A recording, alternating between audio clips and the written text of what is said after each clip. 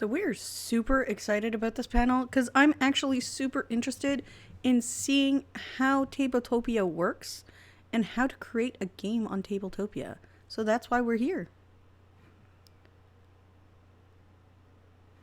So it seems like we're missing audio, so we're going to try and reload.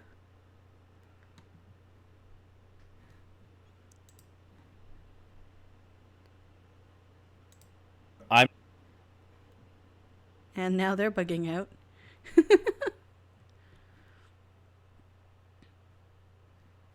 They are still live from what I can tell, so we'll give them another second to see what ends up happening. We'll try reloading again. Gwennifer is having fun eating the internet, it seems. And I'll be monitoring them, and we'll go from there. So briefly, I just want to talk about why you would make a game on Tabletopia. So Tabletopia, I mean, you're obviously here because you're interested, but just as a recap, Tabletopia is a digital sandbox that lets you play your favorite games online. We've got 1,100 plus games in our catalog. We've got more in development and playtesting in the background as we speak. And we also have a lot of games that just are unlisted but available for people to play with private links.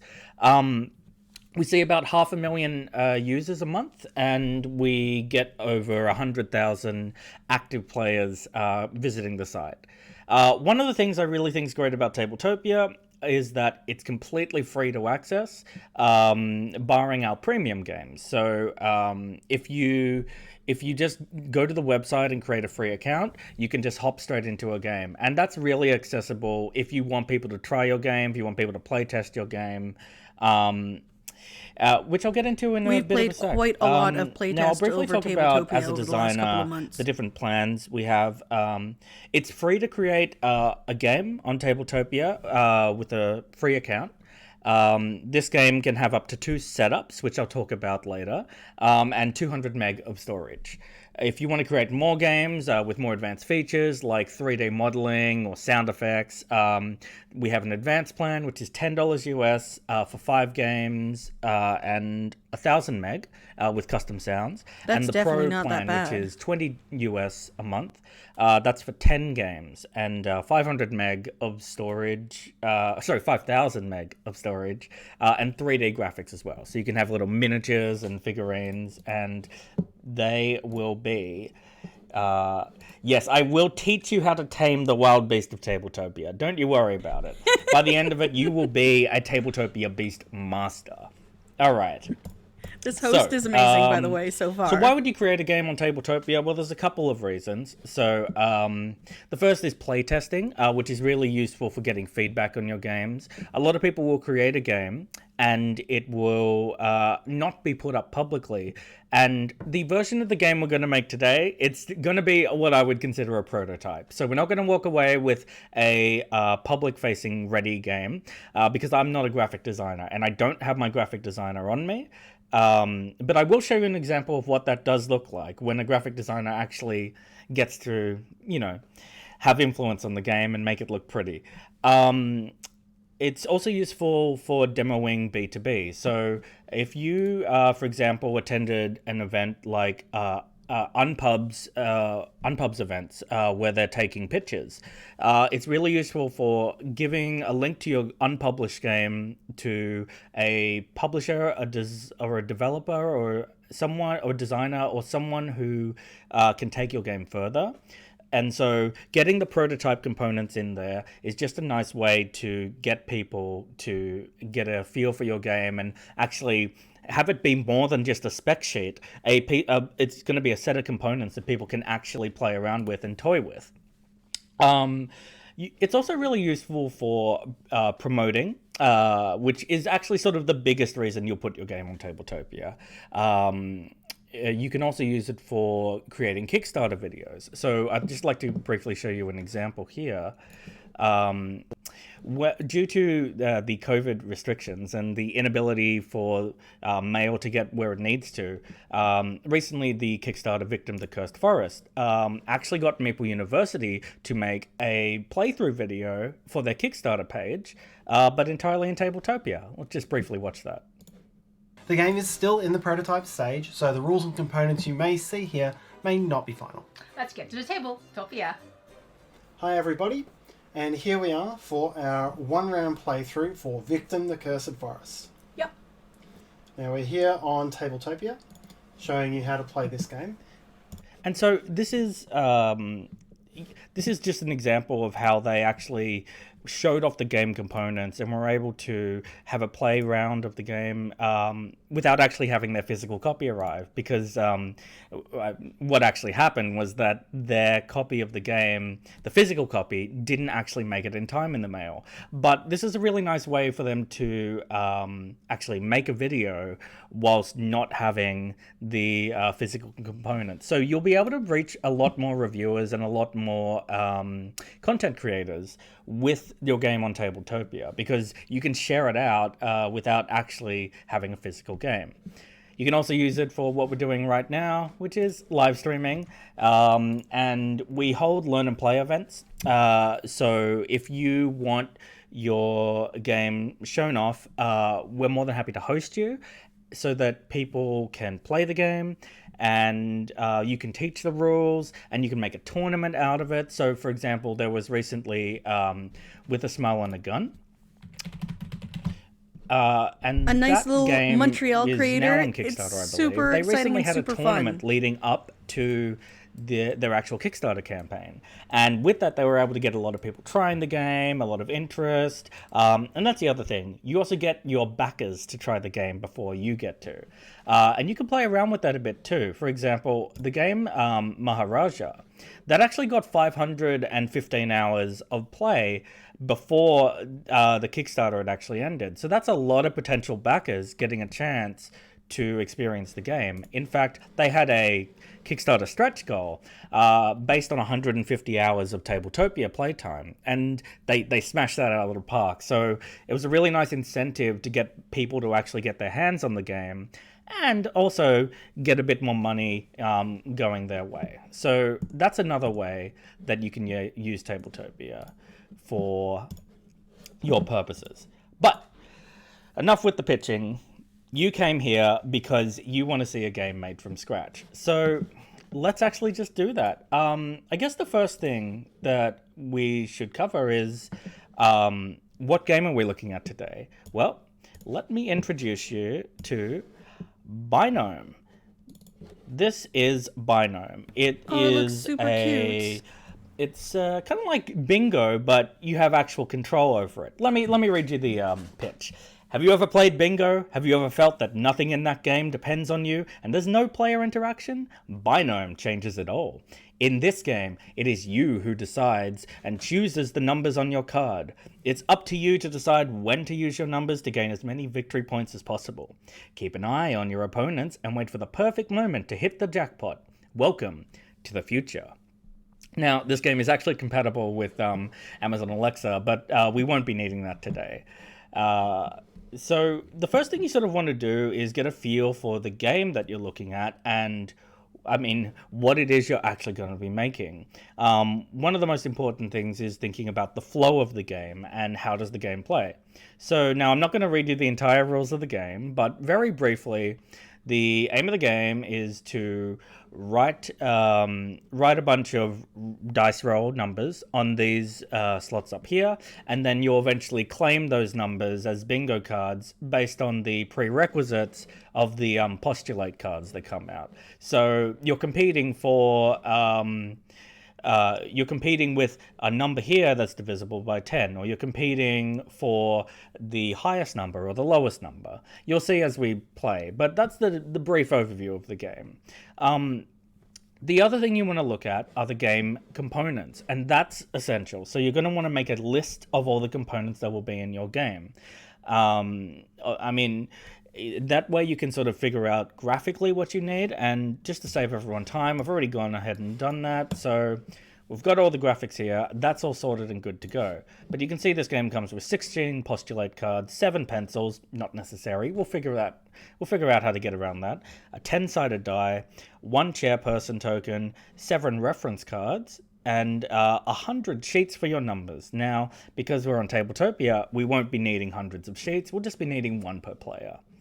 And that's it. So now, it's probably a good idea if you play the game physically, if you have that available to you.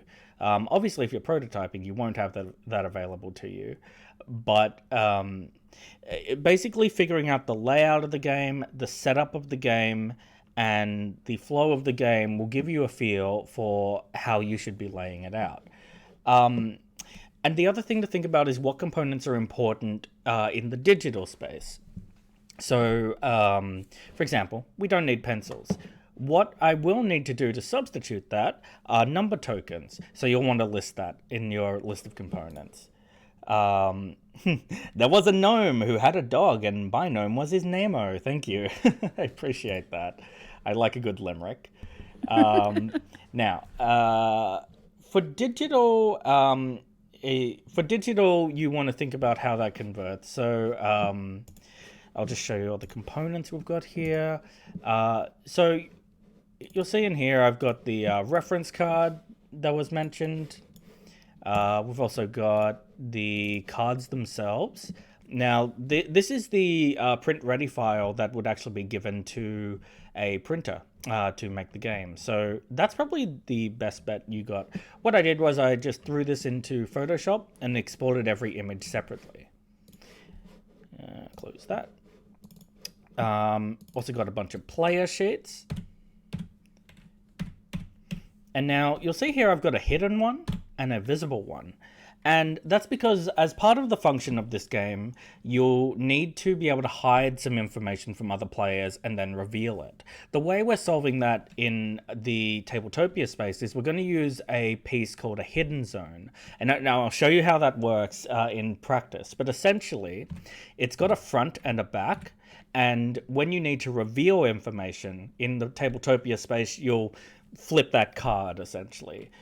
So that's why we've got 2 sides here, one hidden and one visible. You've also got all the cards. This has actually been a problem we've been having on all their Tabletop own Simulator, so single it'll be individual interesting to see how they fix components this. All right. We've also got the first player token.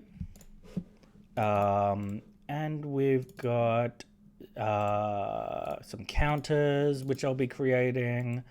That's really about it. I think now it's a fairly simple game, but honestly, this process scales for the complexity and size of your game no matter what. Let me show you what the final game will actually look like. So if you have a good graphic designer on hand who can retool your game for you, you'll end up looking at something like this. Here we are in the completed binome. So you'll see here, we've followed the setup rules. We've got our reference card out here. We've got a stack of cards here. These are all the postulates. We've got the dice, and we've got our little hidden zone. So this is currently hidden. If I were to flip this, it would reveal it and be visible to other players. You'll also see that here, instead of people writing in numbers, we've got a bunch of tokens. And that's the way that people will be writing on here. They'll be flipping through the numbers and actually ticking them up in order to write in the spaces. And that's a nice way we solve roll and write games on Tabletopia. For example, if you look at cartographers or if you look at Railroad Ink, rather than having you physically write in the space, we've made a bunch of tokens pre-filled out with the specific icons, and then they'll be plopped on to the spaces that are necessary. Now, you'll also see here, we've split up our reference card, which is normally a big slab like this. And the reason we've done that is simply that it's easier to process in the digital space. So we can look at these 3 little sheets that we've cut it up into, and we've made it more accessible. Rather than being a giant slab, I would have to go up here to kind of look at.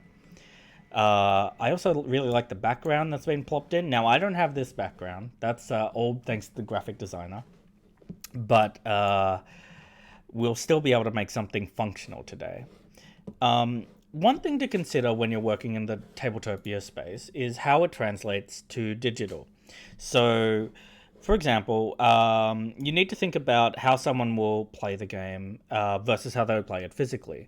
You'll see here that we've split up the reference cards into a horizontal view, and that's because most people have 16 by 9 monitors, so they'll be looking at things widescreen. And so this way we get all the information in the same space.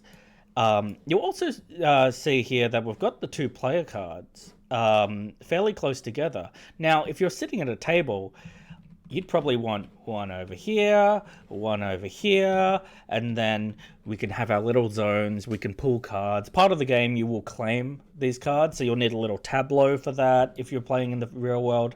Not the case on Tabletopia, because here, I'm not blocking someone's view of this. It's my own personal space that I can interact with. And so you also need to think about condensing space so that more information can be displayed at once. And that's one of the advantages of digital as well, is that you have the room to actually condense your game, condense information, and turn it into something that's much more practical for this context. So this is what Binome will look like in the end. And I'm going to show you how to make this. And I think by the end of it, you'll see that it's not that difficult to get a functional game out of. So, let's get out of here. So, if you go to tabletopia.com/workshop, you'll end up in the workshop page. If you're on the home page, that's just visible by clicking workshop. Now, that's the game I've already created, but today we are going to create a new game.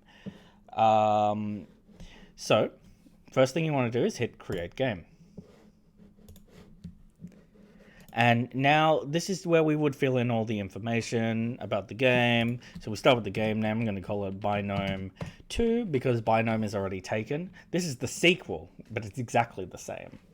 An alternate name if it has one. For example, if it has if it has a second language name, or if it was previously released as something else, this is the space you can fill that out. The game type, we have a bunch of categories. This game is a card game, I would say. And that's not... This is a nice way to sort of genre your game. Don't feel restricted if your game doesn't neatly fit into one of these categories. The URL will be automatically generated. You can also customize that yourself. But typically for SEO purposes, you'll want to keep it that the name of the game... tabletopia.com/game/name of the game. Now, if the game is on BGG, you can actually link to it here. I don't believe that Tim, That's a really the nice feature. author of this game, has put it on BGG yet. Let me just have a look-see. Nope, we are not on BGG yet. So no need to fill that out. That's fine. An ASIN, if you have one of those, Amazon link, and that's a good way to get people to buy your physical game. It's going to be visible in the bottom left of your game, and people will be able to see it from there. You can set the age. This is about a 30 to 45 minute game, so I've set the time. Now, let's see, how would I describe this game? So this is the description you'll use that'll show up in the game space. So feel free to be fairly literal about it. Let me just find that little description that I have on the game so that you don't have to watch me type. All right. This is just a little preamble that I read you before. Submitted by is not a space that's necessary. That's just if there's a publisher that you're already working with or working on behalf of. Otherwise, it will go and submit it as you, under your account.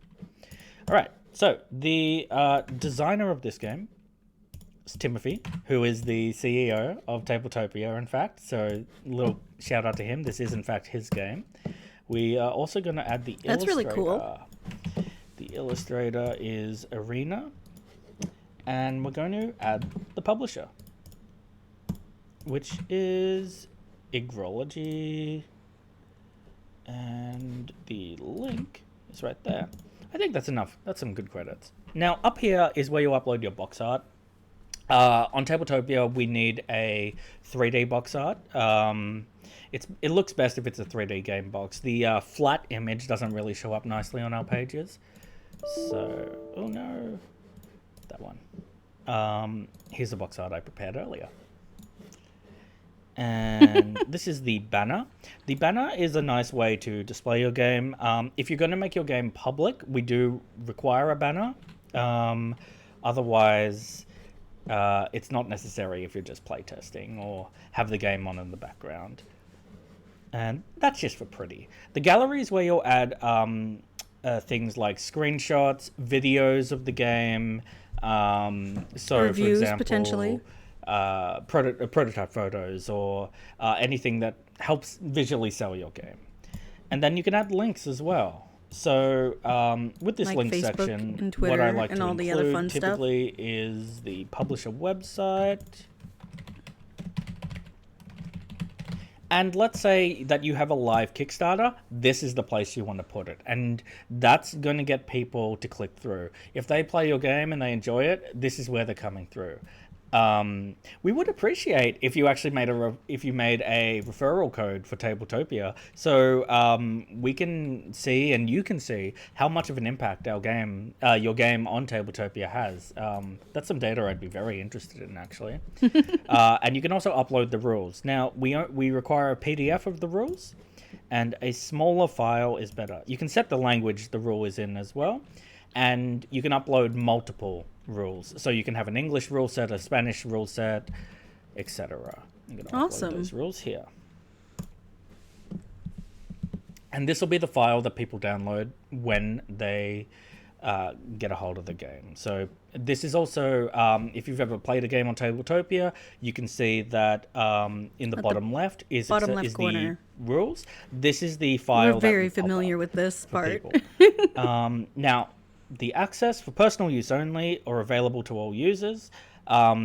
Available to all users just means that other people can play with it. But if it's for private use only, you can still share a private link. So, and now if you're making a Creative Commons game, that's of course something we welcome, but that will obviously come with the copyright restrictions or freedoms of Creative Commons. Now, when you hit available to all users, you are not publishing your game directly to Tabletopia's public space. So if you went to tabletopia.com and you search for the game as anyone else, you wouldn't be able to find this game yet. When your game is ready for publishing on our public catalog, you have to send us an email. That way we can vet it, we can check that it's up to our tech standards, and we can also make sure that it's appropriate and that it'll just work for people. Because we want our games to be high quality, but we also want your games to work for you. One thing Tabletopia prides itself on is the fact that all of our games are made officially with the publishers or with the publishers' approval. So by maintaining that standard and vetting every game as it comes through, we're able to ensure that the games on Tabletopia do follow that standard. I think that's all the information we need, by the way, so let's just hit save. Loading. If access is limited to personal use only, can other users view the game even if they can't play it? So when you set it to... So let me just actually clarify here. So with personal use only, that is only available to you or people you share the link with. With available to all users, that just enables the option to then email us and get it listed publicly. So in the back end, let's say it's a toggle. So let's say your game was listed, but you want to pull it from the public database. You can switch it back to for personal use only. Oh, that's cool. And that way it's pulled from our public catalog and you can fix it around and move it back before switching it back to available for all users. So it's a toggle once your game is publicly live. So it's not something to get too worried about for now. Oops. All right, so here's our game. Hello, Ross. Do to you too. And so the first thing we want to do is to create a setup. And a setup is basically, if you go to any game on Tabletopia, for example. So it's what you go let's into. say, actually, one with a lot of setups is Scythe. Oh god. So a Scythe. setup is basically That's two a times today I've preset heard that way title. that the game is laid out. So what you're looking at here are 4 setups for Scythe. We have a 2-player setup with Chimera and Nordic factions in play. So if you were to, as a player, create a game with that setup, that's how the game would be laid out when you first get into it. One thing we find really useful in Tabletopia is having different setups for different player counts. And that way you can not waste space by having player boards for no reason that people aren't using. You can modify the game, for example, if it has different amounts of setup rules and resources available depending on the player count. You can have that set so the players don't have to fiddle and remove 7 tokens if you're only playing with 3 players or something other like that. So it's just a way for people to hop into the game and straight away play it. Now, here we are. So we're going to create a setup. If a game is not officially published, would that disqualify it in the eyes of Tabletopia for public listing? If a game is not officially published. No, in fact, if you're referring to is it published in the real world, that's not the case at all. So, for example, we recently had the game... With a smile and a gun. We recently had this game, Keto. Now, Keto is actually not available anywhere but here on Tabletopia. It's completely a digital exclusive. In fact, if you... I saw the emails from the publisher, from the designer with this. It's a game, it's a labor of love made by 2 people who just wanted to make a game to spread a bit of joy in the world while all this is happening. So, not at all. It's a completely unpublished game. It doesn't exist anywhere but Tabletopia, and we're very grateful it's here. So, feel free to publish games that aren't out yet. And you also see that we have a bunch of Kickstarters. Lizard Wizard is either on Kickstarter now or just about to go on Kickstarter. I think it is live now. Yes, it is live. Something we want to look into, that's too. That's not published, but it's absolutely available to play right now.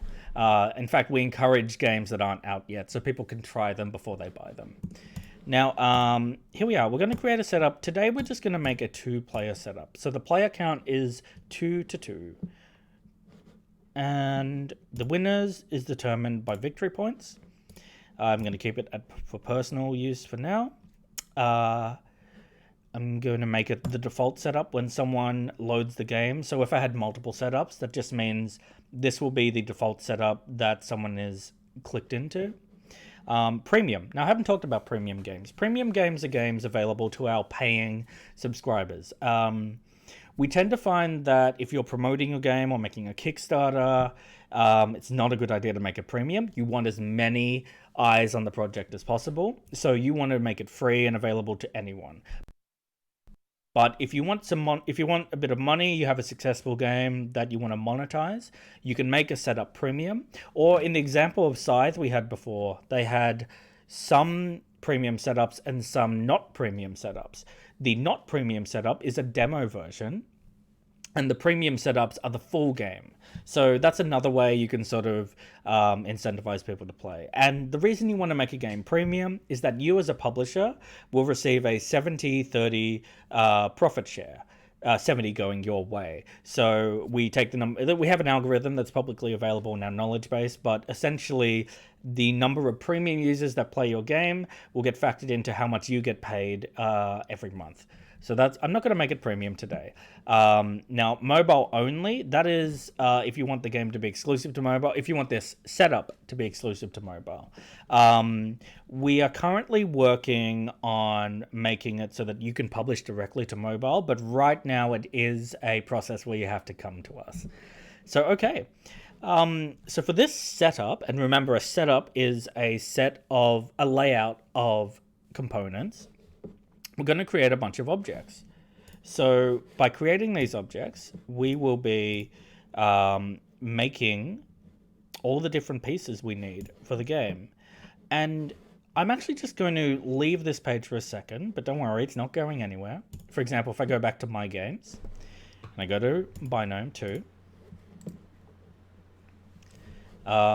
I can still go back to this 2-player setup we've begun creating, and it's still all here. But I'm actually going to take you to the objects browser, and this is where we're going to do the bulk of modifying our components. So,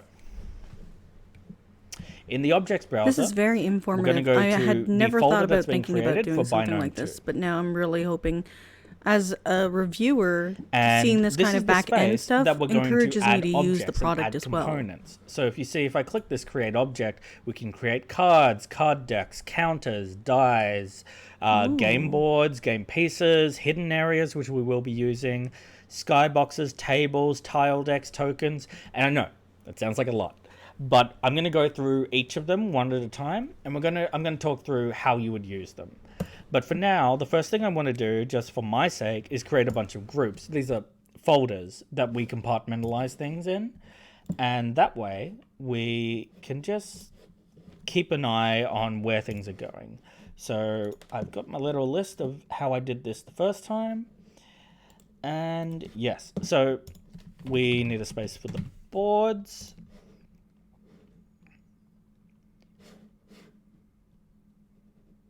And then we'll just go back to the root folder. Make sure you don't create the folder inside boards. And see, now we've got a folder here. We need a space for the cards.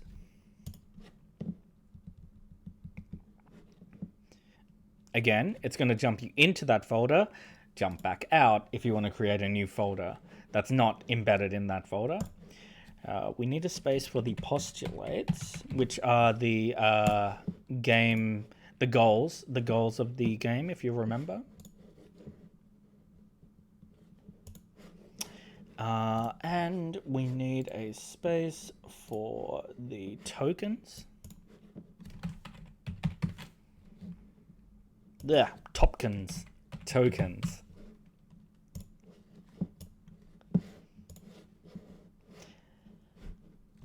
And that is it. So now we're going to actually start populating these folders we've made with a bunch of objects. So let's see. What have we got here in our components? Well, let's just start by going left to right. So let's talk about the board, which I put here as a surface. No, actually, I think let's keep it simple. Let's create the postulate cards. Now, these are just standard playing card size cards, which have been popped into their own individual files here, as you can see.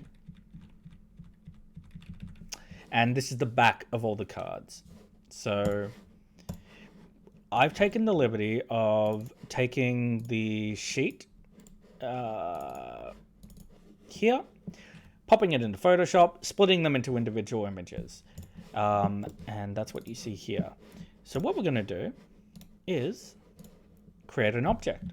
So today we're creating a card. Let me just talk you through all these objects before we get into it. So a card is just your standard card. It can be a JPEG or a PNG. If it's a PNG with opacity availability, that's really nice because you can make rounded edges, which we recommend. It just adds a bit of nice visual flair rather than having these jaggedy square things that you've got in the game. And if you see here, we've got card deck. A card deck is simply a bulk way to upload cards. So by making a card deck, you'll add one card back and you'll add the rest of the cards. Let's just make a card right now, just so I can show you one being created. So we want the back of the card. All we do is simply navigate to it and upload the card back. And now let's go to the front here and upload our first card, front. And you'll see here, they're the exact same size, and we want that. because, excuse my neighbor's dog. We want that because they'll be the exact same size. And if they don't match, the size will be based on the front image. So that's something very important to bear in mind. Magnetic map is something I will explain later, but not relevant right now. You can also scale it. I'm happy with the scale as it is, because that's the playing card size that I want. You can also do custom sounds. Right now, when you make sounds, they will just be the default sounds. But you can also add your own sounds. I'm going to call this Binome 2 Card 1. You can also make the URL to directly access that file. It's a language independent thing. Well, no, it's actually in English. So I'm going to set it as English. You can write a description if it helps your benefit. The other reason you'd want to write a description is that you can make your files Creative Commons. So this will allow people to actually duplicate your file and allow them to access it. Now, why would you want to do that? Well, say you've made a generic component, such as a meeple or a token or a counter. This is actually a way you can share that with the wider Tabletopia development community and have them use your object in their games.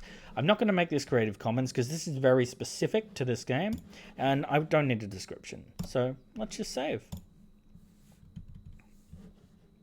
Oh, that little box that popped up, by the way, just a confirmation that I'm not violating any copyright.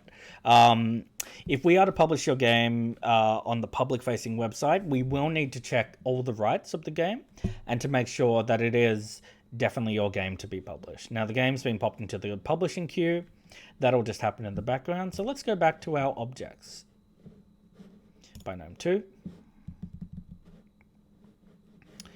And if we go into the cards folder, oh, no, not the cards folder, the postulates folder.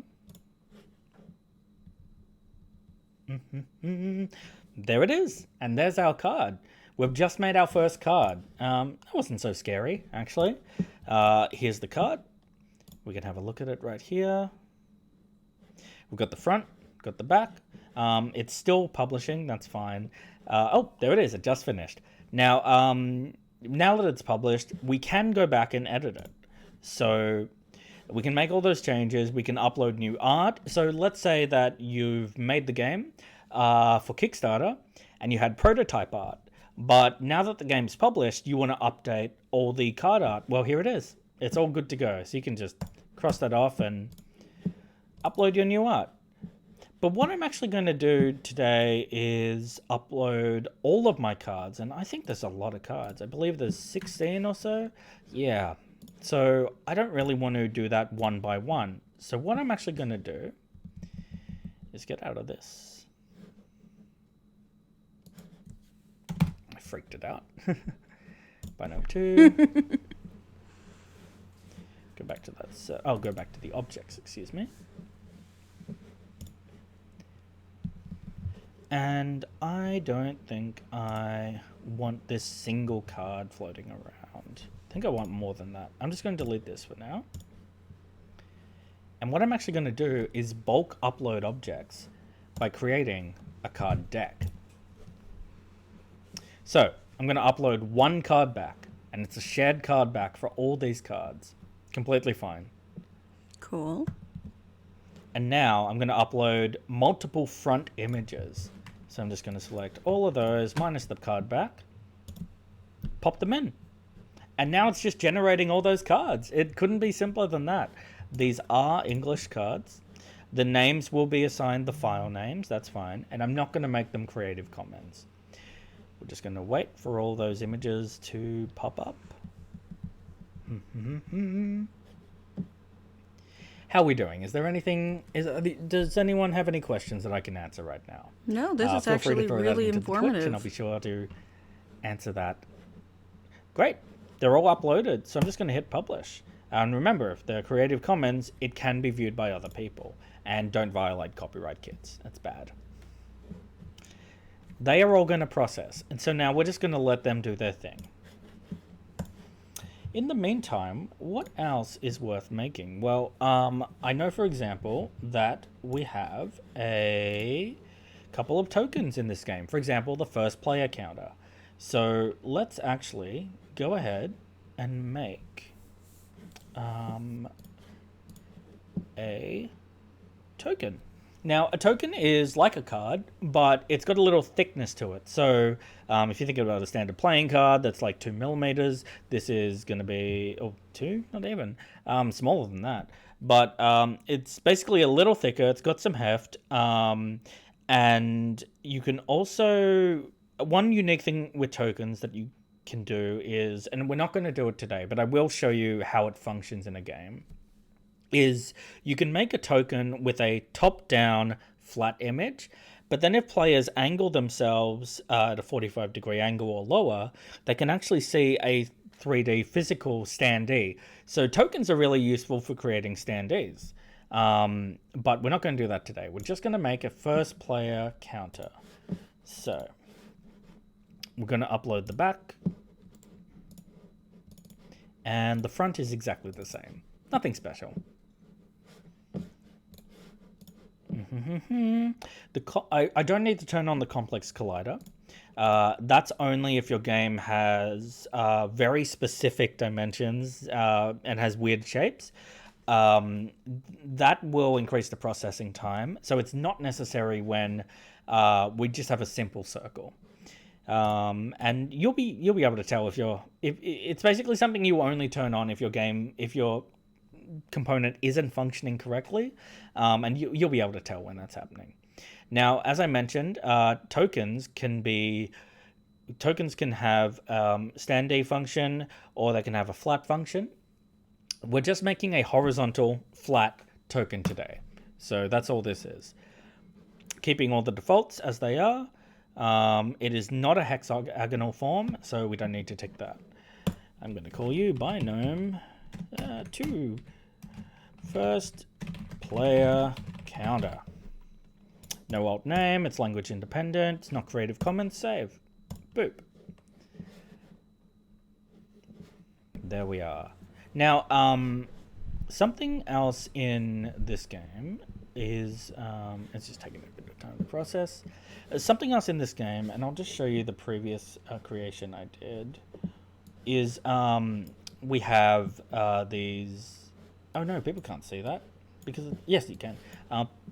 We have these picture counters. And the reason I've made picture counters is because we need the numbers ticking up 1 through 9, because people will be filling in numbers. And rather than having people write, which they can't do in Tabletopia, although that is coming later, Ooh, we're going to just have a counter which lets you scroll through the numbers 1 through 9, and people will be able to write in their numbers appropriately. So that's probably the next thing I'm going to make. Great, this first player counter is processing. It's in the queue with 7 other objects. I reckon a bunch of you are actually trying to make stuff now. No worries. I'm just competing with all of you. Is it important to label each file with the game name first? I mean these in the game folder and won't be near any other game files, right? That's correct. So these are all separate folders I've created here. These are all the games I've created. So there's no need to stress about naming things appropriately if you don't intend on sharing out those files to everyone else.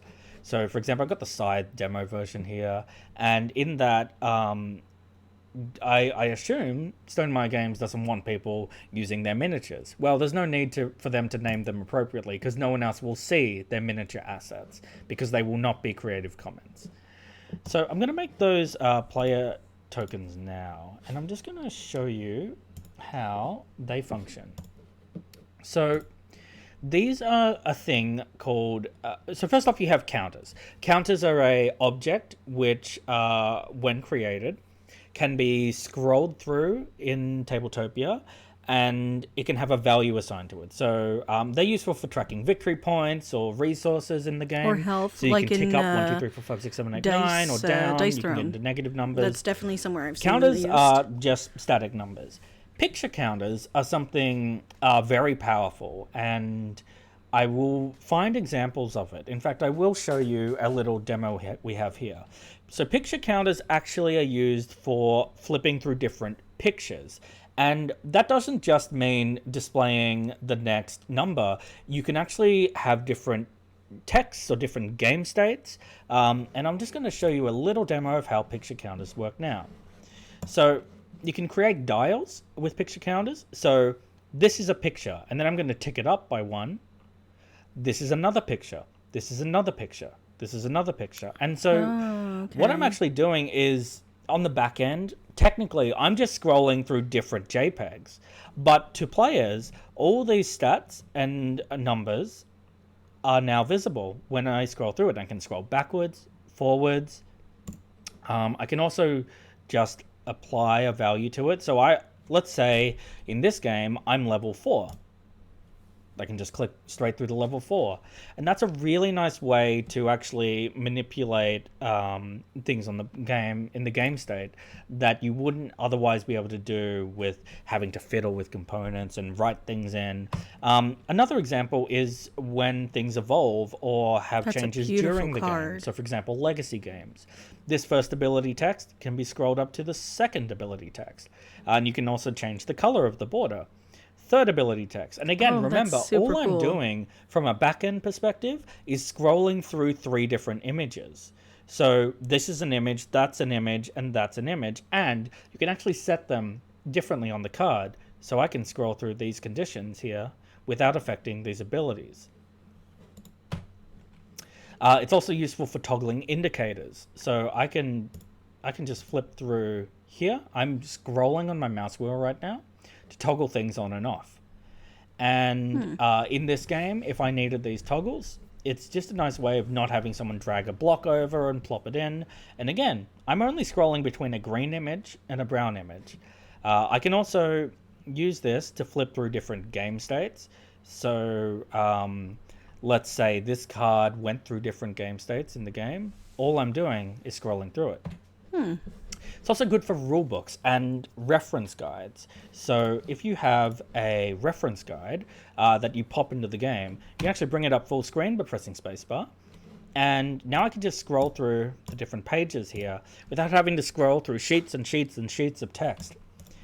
So that's a really convenient way to really break things up for your players. And again, it's just scrollable on the player space as well. And the final example I have here is for flat dice. And so before I showed you that we're creating these, where'd they go? These picture counters. I'm creating these picture counters in order to be able to tick 1 through 9. And the reason I want to do that rather than having a regular counter is I actually want to add in the image of... I can't show it here, but I'll just briefly pop in. I actually want a blank space and a filled in but blank space. And these aren't available on the typical number counters. So you can use them here to set different dials and numbers. This also makes them flat, which is kind of nice. They're nice and stylish. You can assign the side that they should be on.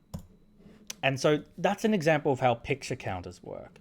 And they're a very powerful tool. In fact, one game I will briefly show you is Intrepid. Now, apologies that I didn't get this up beforehand, but I think it's important. I'll just let that load. I've got a lot of people playing games today. Thank you for attending Gen Con, by the way. I'll show you Intrepid, which was recently on Kickstarter. It's a cooperative Jeff Beck game. I'm just going to make a quick hot seat room. And I think this is such a cool example of how powerful picture counters can be. While that loads, I'm actually just going to create a picture counter. So what we're creating right now is our first picture counter. And so here's how you would create a picture counter. You just add the slides, which are the different game states or pictures you can scroll through. So for this one, I need, let's see, for this one, this is for tabulating people's in-game scores, of which the highest value can be a 4. So I need the numbers. Well, I need blank. I need filled in, but nothing. I need 0, 1, 2, 3, and 4. In fact, I don't need 0, sorry, because I have blank for this purpose. So I'm just going to add all those slides. This is the order they will appear on if I scrolled through. The default in this game, I want to be blank. So the top one that you upload will be the default, and that is the default one when you drag that object into the creator. I'm happy with those slides. I'm happy with the sizing. I don't need any custom sounds. I'm just going to call this Binome 2. This is going to be picture counter counter. Oh, right. 1 red. Save. That's going to process in the background. Now, Intrepid's loaded. I have so many Tabletopia things open at once. It doesn't like that, but that's okay. I just want to briefly show off these player boards here. So in the game, one of the functions is you actually have to spin this dial. And obviously we can't make a spinning wheel in Tabletopia. What we can do is let you scroll through this picture counter. So you'll see here that it's how we're spinning the dial. We're actually just mouse wheeling. And so that way we're shifting the entire game state and the numbers visible. But all we're doing really is flipping between different JPEGs. So a picture counter is a really effective way to manipulate things in the space that normally would require a lot of fiddling. Anyway, I thought that was pretty cool. All right, our picture counter is now processing. I'm going to make the other picture counters, which I believe we need a blue one as well. So, I'm going to create another picture counter. This is all really This good one information is to blue. have. It requires blank, null, 1, 2, 3, 4. We're going to call it Binome picture counter 1 blue. No alt names, no description. Yes, this session will be available to watch later. It's going to go on for a while, but this will be available on our Twitch channel. You can replay it, and you'll also be able to watch it on our YouTube and Facebook eventually. You can catch it on our channel Thank you for as well. joining. If you need to go now, probably need some sleep. Probably had a busy day of gaming. Here we go. So I've just made that blue counter. This will be our last panel that we cover for the Thursday of Gen Bear with Con me 2020. Now, this will just be a bit of manual we labor, will but I'll sit try and keep until things the a little end. We're entertaining super while I do excited this. about this panel. Now, I made a little boo-boo here. I didn't actually set the blank as the default. I set 1 as the default. No worries. I can just go and edit that, change that to default.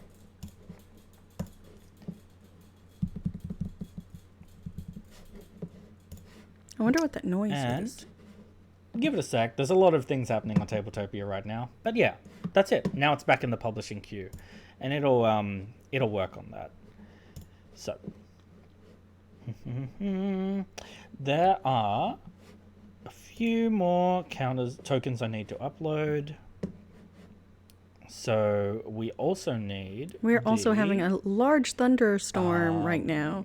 So if I do lose there's power, 2 there because it's sadly, just trying to this might process one end and then quite it'll get to abruptly. the one. Let's No hope not. worries.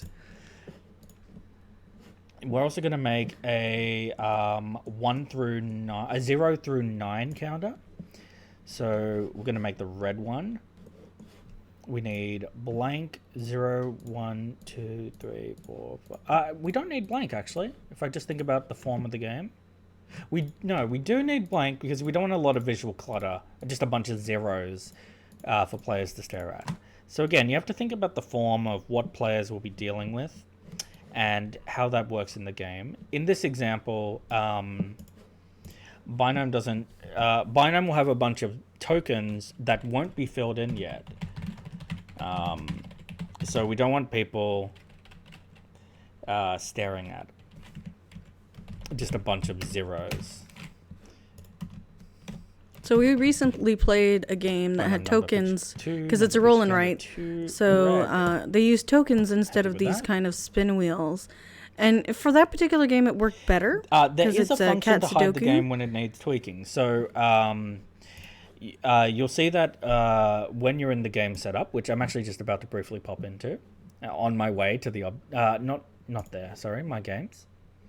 So we'll just hop into Random 2. If you go into the game setup, well, first off, this is actually in progress and it's not publicly available, but you can just go edit. You can actually just change it to for personal use rather than available to users. So that's a way to pull the game while you edit it and then pop it back in to everyone's view. Oh, okay. So when you're doing updates or changes, Oh you no, can pull it and then I start can make my counters meow on each flip. That is an option I have. And we'll get Meow? to sounds later. That can is make them something meow. that can be done. And in fact, I will show you how sounds work later because they're pretty cool. The different ways you can manipulate them. So I need to make the blue version of the thing I just made. I wonder if there's a way was to do blank 0, multiple 1, tokens at 2, the same 3, time. 4, 5, 6, 7, 8, 9. Making the blank the default. And we go blank at the top. We're getting as this. default. We're getting this. Name this that, but blue. No alt names or anything. Save. Any chance you're working on dice with indents or customized game pieces? Just wondering if I'm looking to build on what I can do. Indents. Now, would you require them for physics purposes or dice building purposes? Let me know why you want that. I'm not aware of if we're doing that yet, but that is something that we can definitely add. We can definitely take on board. I think if I just go through my little checklist I made, that's it for the... That is it. Oh no, there is a white picture counter I need. I do need the white picture counter. One more thing. And then that would be it for picture counters in this section. So I'm going to just make another picture counter. This is a 0 through 9 of white with a blank. 3, 4, 5, 6, 7, 8, 9. Pop that in. Should default to blank. Default to blank. Yep. This but white. Hit save.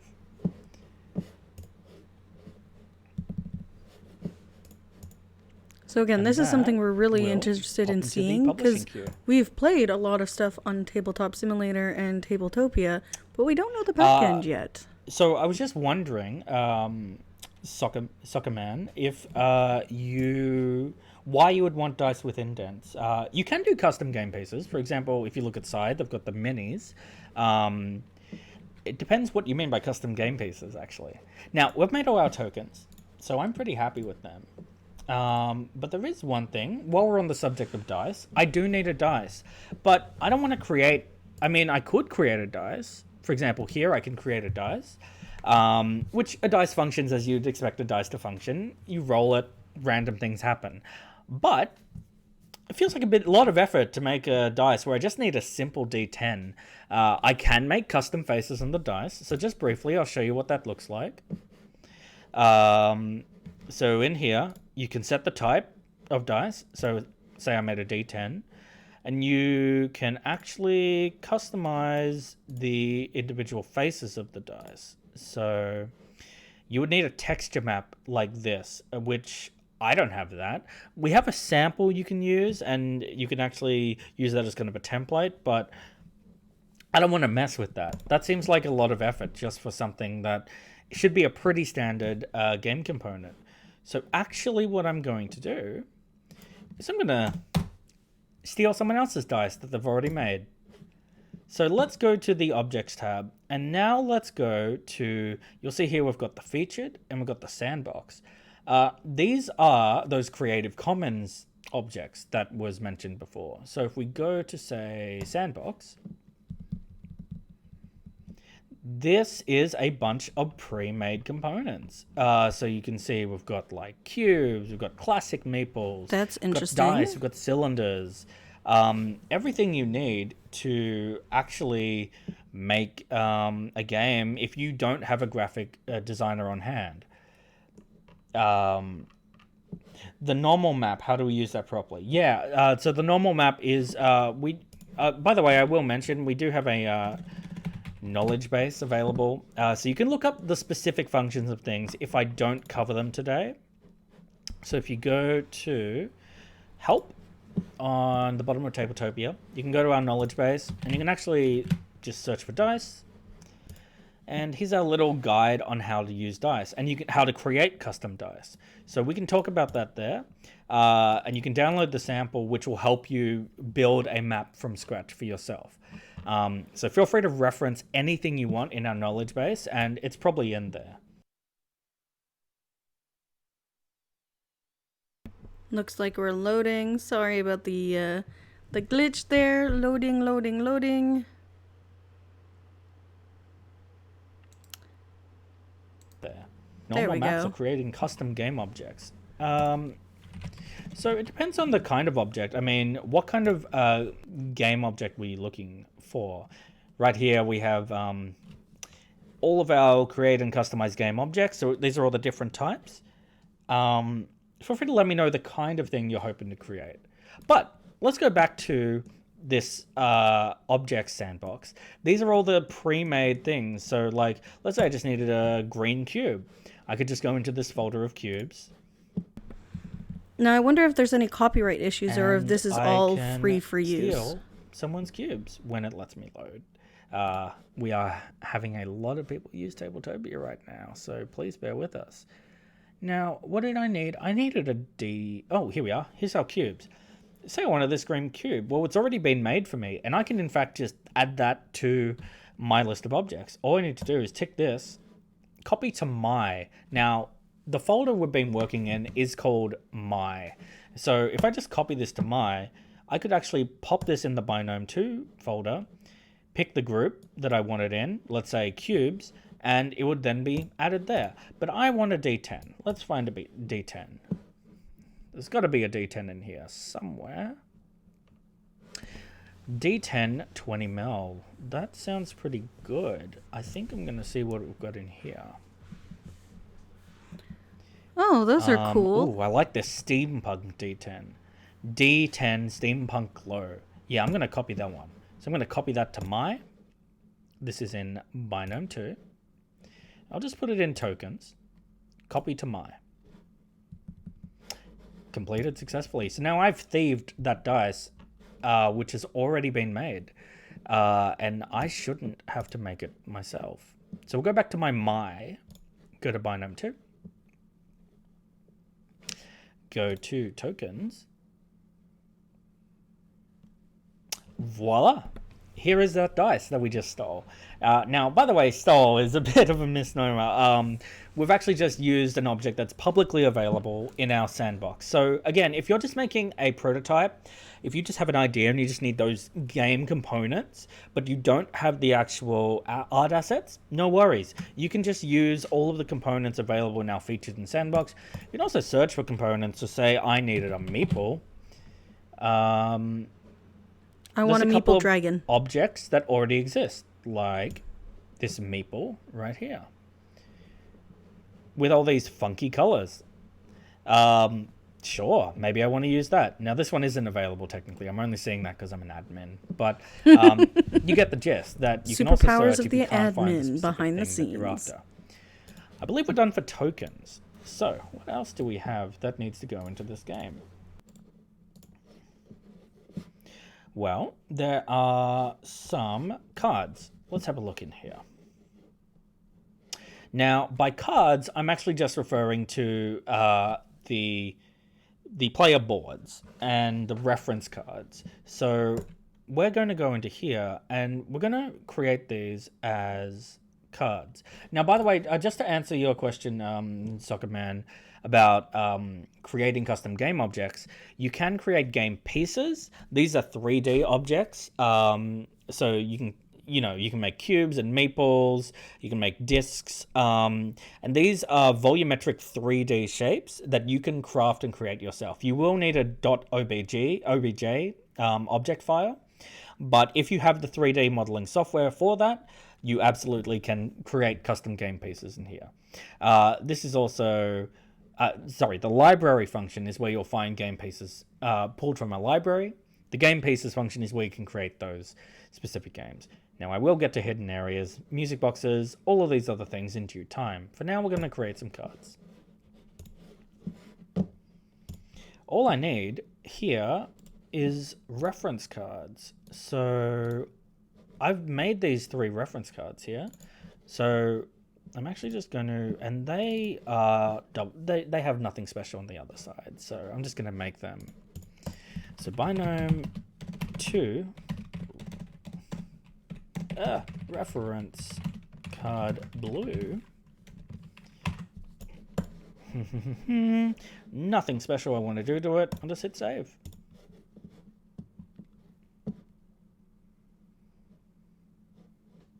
Great, that's now processing. Binome 2. Cards. We're going to create a new object again. And that's going to be the next one, which is the green. Nothing I need to change. Just call it green. You can see it's just so easy to just like throw stuff up. And honestly, no coding required. If you've got your graphics prepared, they can just be created on a whim like this. We've got 2 things in the publishing queue. No problem. And now, so when something goes into the publishing queue, you are competing against everyone else who's publishing a game at the same time. But it's typically pretty fast, especially with these tiny objects that we're making. Now, I'm not going to make a 3D object today, Soccer Man, sadly. But that is something that I will definitely address in the future.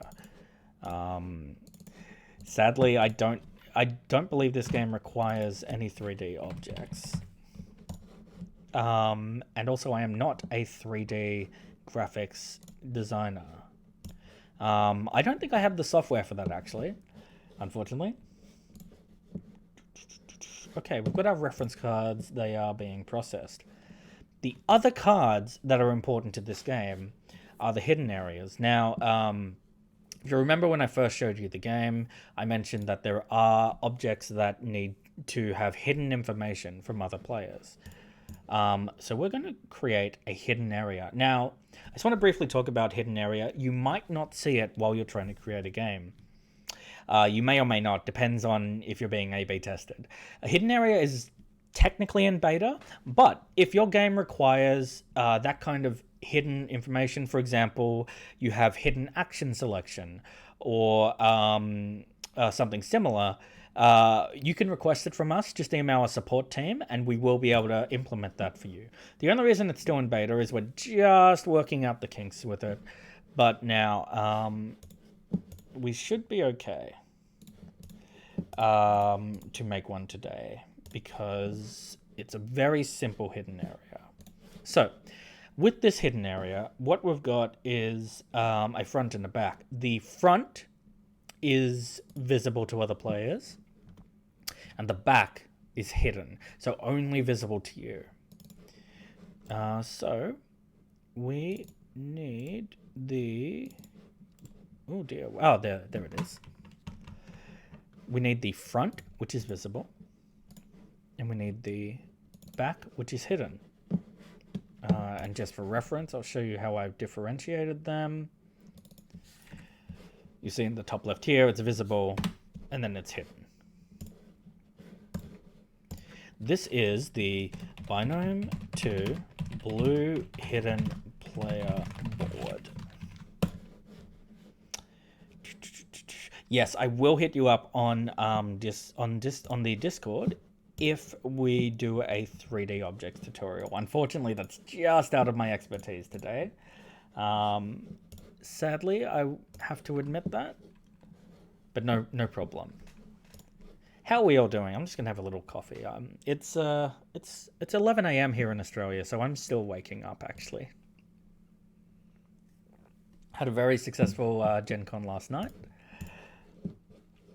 No open eye on visible. That's correct. I mean, again, that's just a function of how our graphic designer has done it. So you can put an open eye on visible if you want. That's no problem. Again, this is just simply what our graphic designer has chosen to do. But all we're doing is uploading PNGs, so these can represent things however you'd like. This is the red players board. Now, Binome actually goes up to 6 players, and were I to have those other colors available, I'd be making them as well. But for simplicity's sake, and so you're not sitting here all day watching me upload tokens and player boards, I'm just going to do a 2-player game today. All right, that's pretty good. So we've got our hidden areas in here. But I'm just going to backtrack briefly because I want to show you something that a lot of people do miss out on in Tabletopia when you have a deck of cards. So let's go back to our postulates, which are those gold cards that will come out during the game. Now that we've uploaded them all, you're actually going to see here this random element has appeared.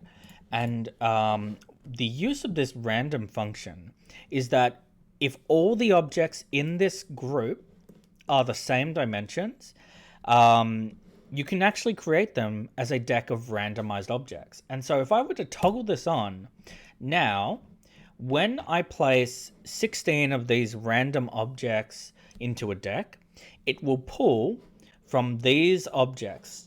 So let me explain that a bit more clearly. By turning this on, when I'm in the sandbox space to actually add components to the game, I'm not going to add these individual cards. I'm going to add 16 of these random cards, and every time one of them is drawn, it will randomly pick from these cards. So that's a way to make a randomizer without actually needing your players to shuffle the game every time. So that will shuffle the game for you, and that's a way to ensure you get different game setups every time. If your players forget to shuffle whenever they enter a new game, there's no need to worry about that now because the game will take care of that for you. So just something to bear in mind if all your objects within a group are the exact same size. Now, I think we're getting very close to being able to put the game into Tabletopia, but there is one more thing. What is that? That's the player board. Now, obviously there are default player boards in Tabletopia. We have our wooden tables, and we have our nice blue cloth and purple cloth.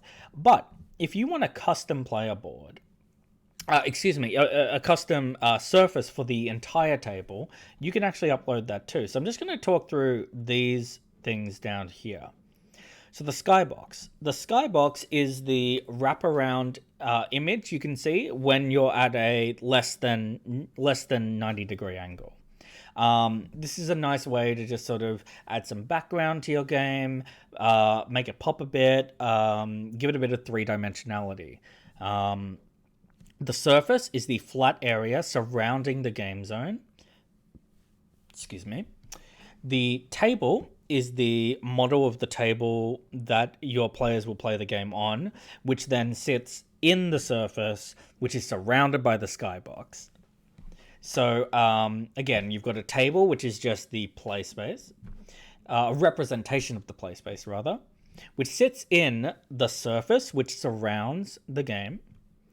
And the skybox wraps around in 3D the entire game in the Z axis.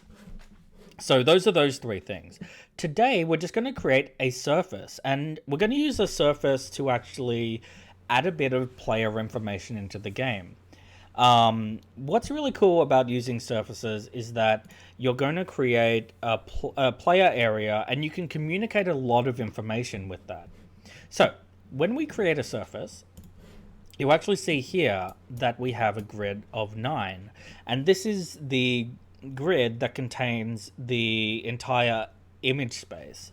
So I'll show you what that means. I'm going to create the top left one by browsing to my surface that's been created.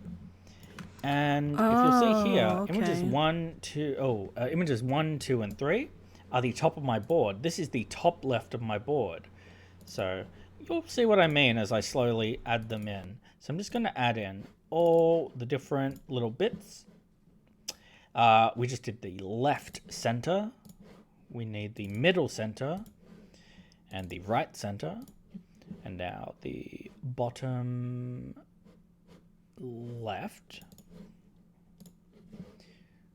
the bottom middle, and bottom right. And they're going to slowly fill in, and you'll see the little splay we're making. It's nice too with the cards and random. If I only want 4 of the 10, I just place 4 randomized cards, so my tables are often pre-set up as much as possible. Yes, that's a very nice function, actually. Yes. So Soccer Man actually brings up a good point.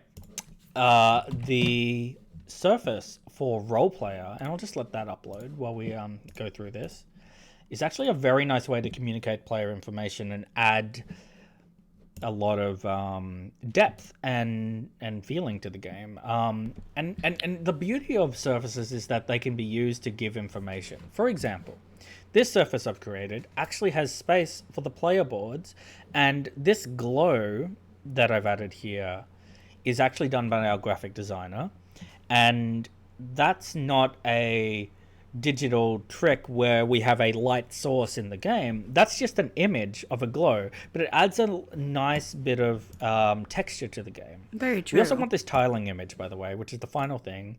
This is just the repeating pattern beyond the bounds of these 9 tiles in the center. And we also now have to configure a magnetic map. And I want to briefly talk about magnetic maps. They are a thing that throws a lot of people. But first, just let me show you what Roleplayer does, because I think it's actually a really Roleplayer nice, is another game I need to get to my table. Of how you can use a surface to really zhuzh up your game. So here we are, and you can see in Roleplayer they've got this really nice texture. So if we were to, for example, have those 9 tiles, we would have the 9 tiles fill out this space, and that tiling repeated pattern is just these outside bounds, which they've very subtly made repeat. Now, so here we have Roleplayer. You can actually see there's a glow here, but that's not a light source. That's simply the surface that the creators have made. You can also see here the discard pile. Again, not a surface. Not a light source in the game, but these are just elements of the surface that have been created. So surfaces are nice because they can highlight player boards. They can just sort of make information stand out to your players, and they can graphically communicate a lot. Thank you for that example. I really appreciate it. Now, back into here, the magnetic map.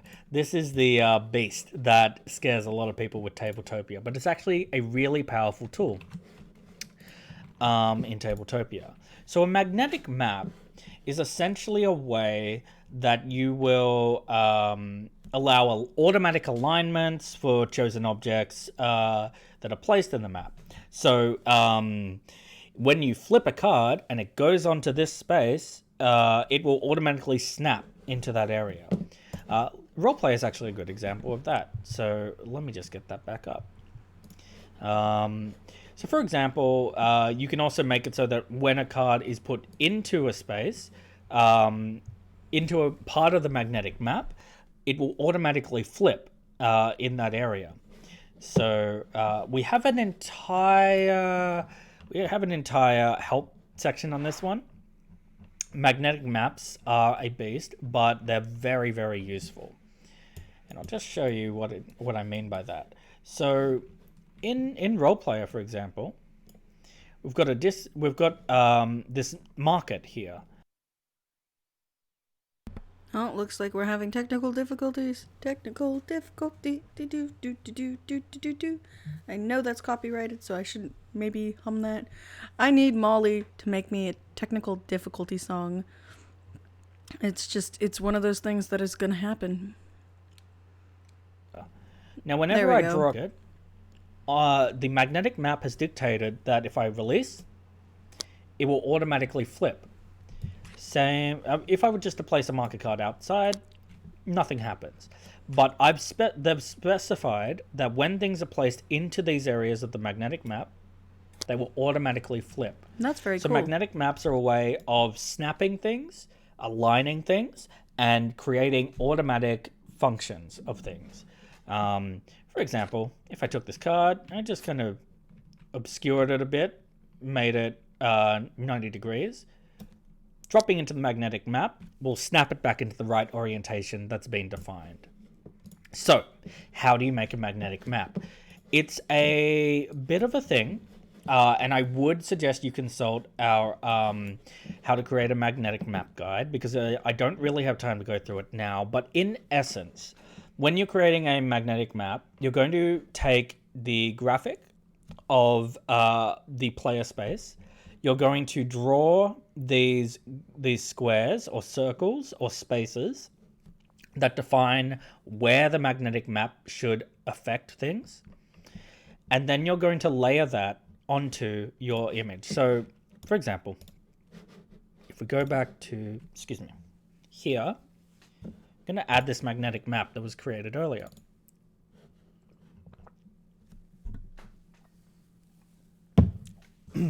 And I'll just show you what that looks like. So, excuse me.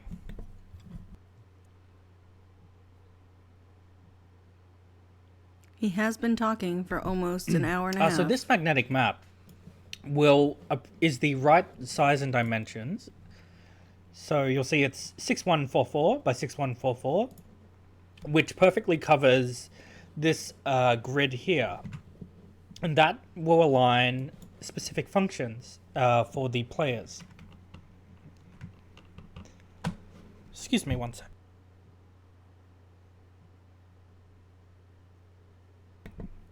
I have been talking for quite a while. Yes, you have. But you've been doing a really great job. This is very informative. You can actually set hexes with circles, yes. So when you're looking at a magnetic map, the green, the blue, and the red function in different ways. If you're creating a green, that's a orientation that it will snap onto. And so this will be overlaid onto the actual surface that's been created. For example, in this case, it's going onto these player boards. And this magnetic map means that any tile placed on this area will automatically snap and align to that area. Now you have to do a bit of fiddling, make sure that the dimensions are the same as your surface area. But once it's in there, it's pretty easy to actually manipulate what it does. Bear with me. No, I hope he's feeling okay.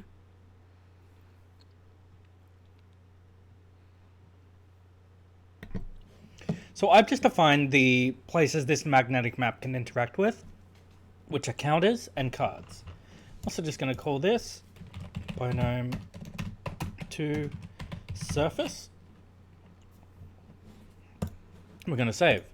Now, if you have any more questions about magnetic maps, I would consult our help documentation. It'll give you the specifics on how to build a magnetic map for the surface. But once you're in there, it's not as scary as it looks. The different colors, by the way, correspond to different things. So green is for automatic orientation. We have another example here. Yes, red cells make an object face up when placed into there. Blue cells make an object face down when placed into there. So that's just the different ways you can manipulate what happens when something is placed onto that magnetic map. Okay. I think, let's have a look. We've got our maps, we've got our cards, we've got our surface, got our tokens, got our dice. I think he's ready to we're start. good to actually make this game. So we've just prepared our graphics, and obviously I had a lot of these pre-made, but you can see that it's very simple to make objects. But what do you do with these objects once you've made them? Well, let's go back to our game setup. So I'm now in my games. I'm going to go to that 2-player setup we created at the start of this whole endeavor. And now I've created my objects. That was step 1. Great. I'm now going to set up objects on the table. So this is where we're actually going to physically, well, digitally, we're actually going to pop things onto the table, how players would interact with them. We're going to edit the setup. And this is where the magic happens. All that work, all that prep we just did, this is where it all coalesces into an actual functional game. We'll give it a sec to load.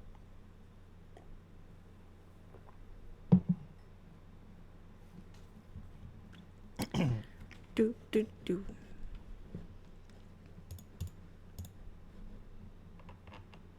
There we go. It's 50%. It's going. Okay, this is our canvas.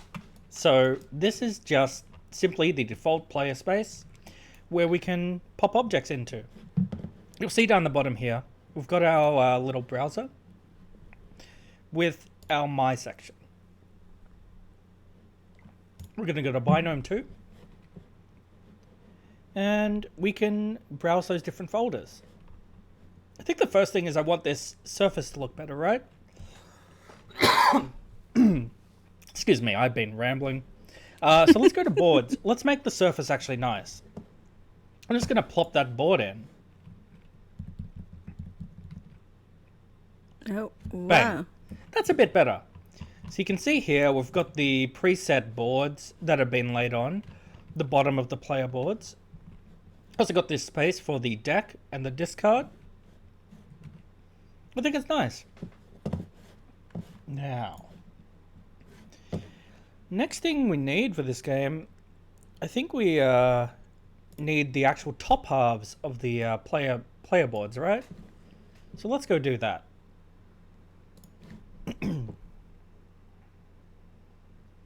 Just close a few tabs because that's getting a bit overwhelmed. Let's go into cards. Oh, poor thing. We've got our red player board, plonk it in. Got our blue player board, plump it in. Now you can see that I already, our graphic designer has already given this one a blue outline and given this one a red outline. So those will be the player boards we use.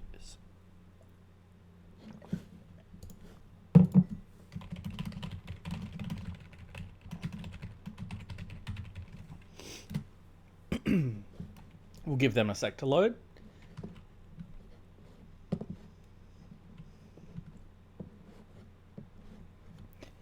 Now they will take time, but they will eventually load. The other things I think we can use are those reference card, and we can just start the process of them loading as well. So many objects. So much loading. See, I'm not the only one that hums when they're waiting for things to load.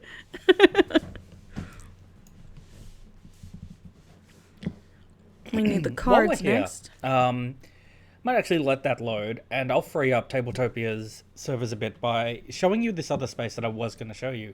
Now, remember how we had the option to add sounds to things? Well, yay! if Sounds. you want to add sounds to things, this is a couple of... Oh, there we are. There's our stuff plopping in. So we've got our reference boards here. So I'm actually going to place them above the players, like we had in the previous iteration. And you can see once a thing has summoned into the I like that term. space, Once it's been summoned into the board. Flip it if we need. Place it wherever. I'm actually going to lock these down. But if you right click, you can see we have a couple of options. We can lock it, so it can't be like dragged around by players. we can actually scale it as well. So let's change the scale of this. Up 50%. Whoa, that's huge. Whoa. Let's scale it back down 20%. Scale it up 20%, 10%. It's a lot of fiddling, but you can see that you can essentially... well, that's good to know, because that was a question we had about this. So But I guess you have to do that on the back end. I think that's a nice little space for the players to see the reference cards. We may want to condense that even further once these load. Oh no, they're taking so much time. No problem. Let's get some other things happening. They're probably still processing, actually, in the background. In the queue. If they don't load, we will... And yes, I will not forget to set my cameras. That'll be the last thing we do, but I will show you how cameras work as well. I want to hear about the music. I want to flip my token and hear a cat noise. Remember how we created that randomizer function? Yes. So you can see here we've got our 16 cards, but there's no need to actually drop those cards in. I mean, we can. For example, I'll get this one card loading. Oh dear, things are getting a bit slow. Well, all the other panels are finishing, I think so we've got a lot of everyone's people hopping playing for on Gen Con, which is Tabletopia. awesome, by the way. It's really exciting to hear.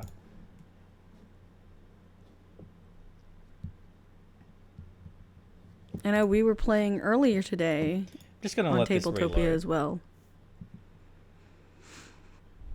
Now you need to find someone that will teach you how to do artwork in a 1 hour stream. I think that's a bit that's a lot to ask, but good luck with that. It's not going to be me. All right, so I've just reset that because that was taking a bit of time, and unfortunately the server seemed to be overloaded. No worries.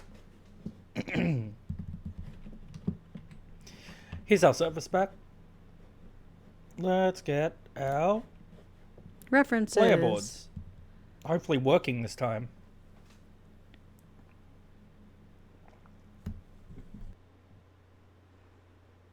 Is it coffee or tea he's drinking? We will never know. Red player board. Will you load? Please load. I want to show all these. Oh, yeah, there we Whoa, go. and it's huge. Same with the blue player board. That's fine. So I'll just scale it down to match. There we are. Plop it there. And remember, this specific object is a hidden zone. So visible is the default state. And now it's hidden from other players. If you were the red player, it would be visible. And now only visible to you while it's hidden. Let's get this blue one scaled back to the right size. 50%. Plop it down there. That's where I want it to start the game. I like that. Yeah, I think that's good. And it should start hidden. Both should start hidden, I think.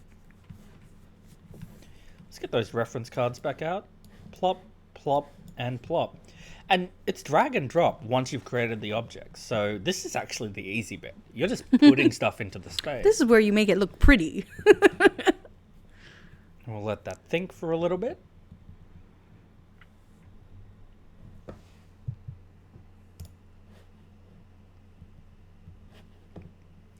I think you are right that the Steam app, it tends to be a little bit smoother for the workshop tools.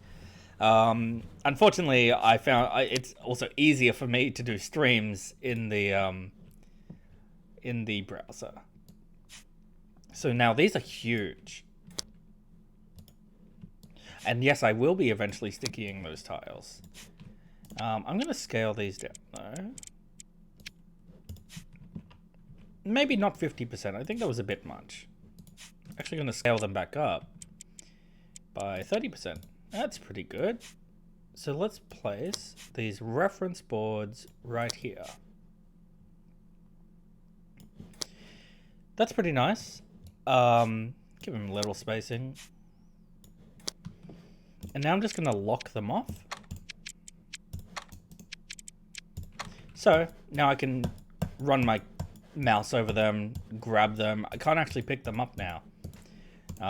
Although I can unlock them. So now let's say I dump something into the space I don't want, I can just right click it and remove it. So it's a very easy way to get things out. What else does this game need? I think it needs a first player token. And let's say red is the first player. Whoa, it's huge.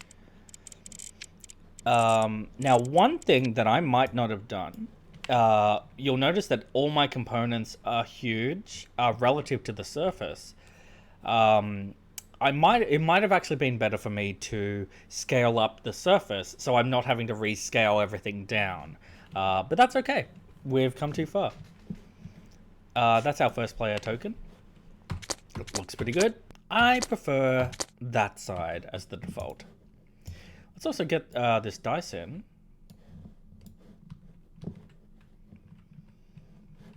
Yes, the picture counters. So now, let's see. Oh, there's our D. Oh my gosh, that's our D10. And we're just gonna scale it back. That's one huge D10. This was my boo-boo, but that's okay. We'll work with it. We live and learn. That's the process, right? If I wasn't live streaming, probably at this point, I would go back out, rescale my surface, maybe make it a bit, maybe make the surface 50% bigger, rather than scaling everything down 50%. But look, there we are, a functional. If your game requires it, you can actually just set your die to a specific number. Let's say my game requires I start with 5 resources on the D10. It's now set to that, and that's the default way that people will see it. Yeah, so let's just pop the dice there. I'll come back for those tokens, because that's going to be a bit of, just going to be a lot of fiddling. Let's have a look at... Actually, let's go for the postulates.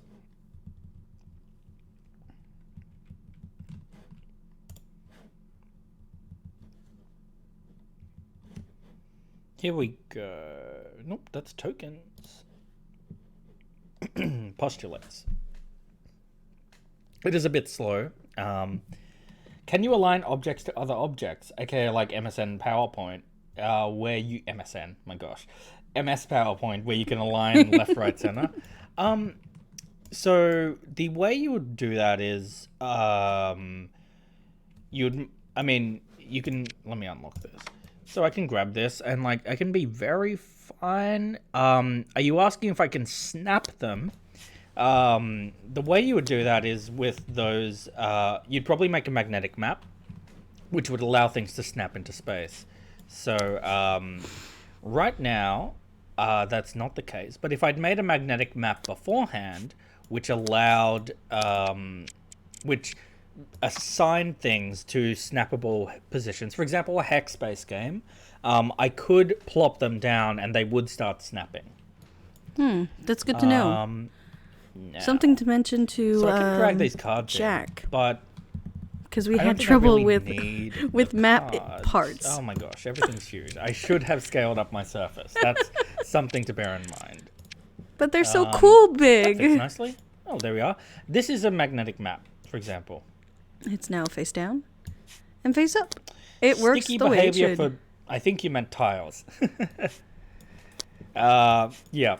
So you can see these are magnetic maps. And so by default, when I drop something into here, it goes face down. And it aligns perfectly. So that's a magnetic map in action. When I drop something into here, it's drawn, flipped and faced up. Oh. I'm not sure what... Loading problems yet again. It's the never-ending problem we have. Flipped and faced up, that spot. So again, magnetic maps can be used for alignments and snapping, but you want to sort of make that beforehand. Also, don't forget, you can make this edit and then you can go back out and you can add a magnetic map later, add changes, update it, and you can just right click on an object and update it in setup.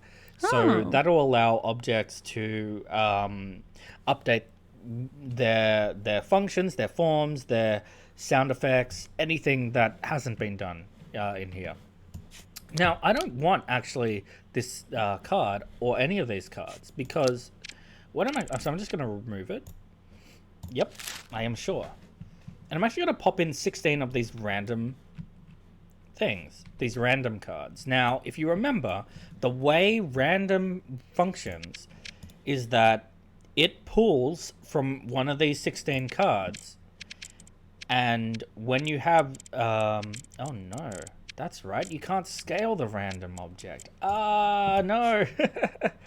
All right, I won't be able to show you the random working in the actual space, but what I would normally do is right-click this, duplicate it. You can duplicate up to 12 times. Now, if you've clicked duplicate and nothing happens, be patient. It is loading in the background. There is no visible indication that is happening, but in a sec, you're going to see everything just kind of pop into reality. And it's a little terrifying the first time it happens, but I promise you it's... Oh, there it is. Here's how duplication's happening. So, I can actually just make them into a deck of cards. Yep, thank you. Thanks. How many do we have right now? Oh my gosh. Oh my goodness. Oh my goodness. So again, if you hit duplicate, wait. Now, this was my fault for not scaling my surface appropriately, but we've come too far. So I'm just going to make them into a deck. And now I have a deck of 13 cards.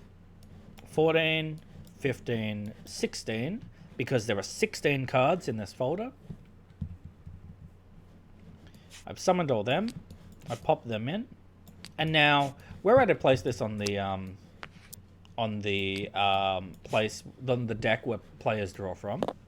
Also, my die is under there. What have I done? Yeah, come here.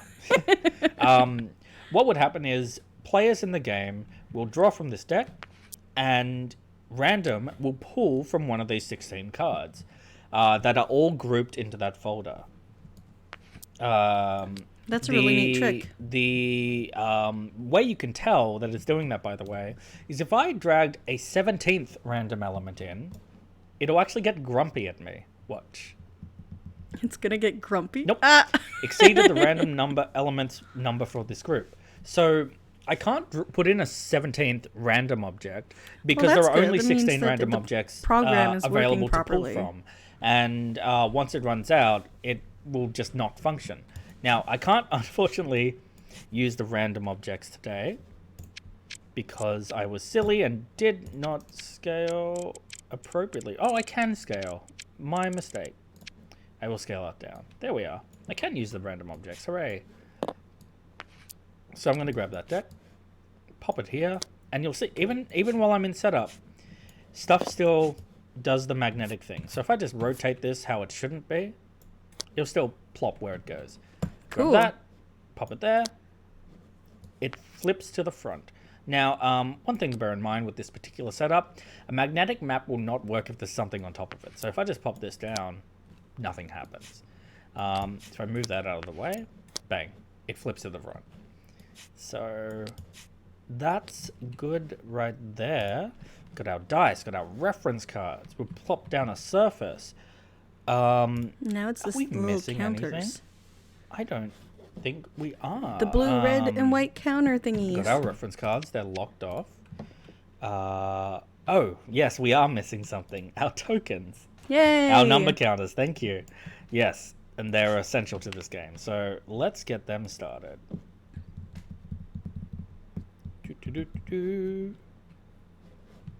Right. So all those picture counters that we worked on before, now they're going to go into play. So we've got the red player here, the blue player here. I'm going to plop down... I'll just full screen this. Nope, doesn't like full screen. Because I'm running too many Tabletopia things. That's okay. That's how my computer feels right now. I'm going to pop down all the red players things. So here's picture counter 1.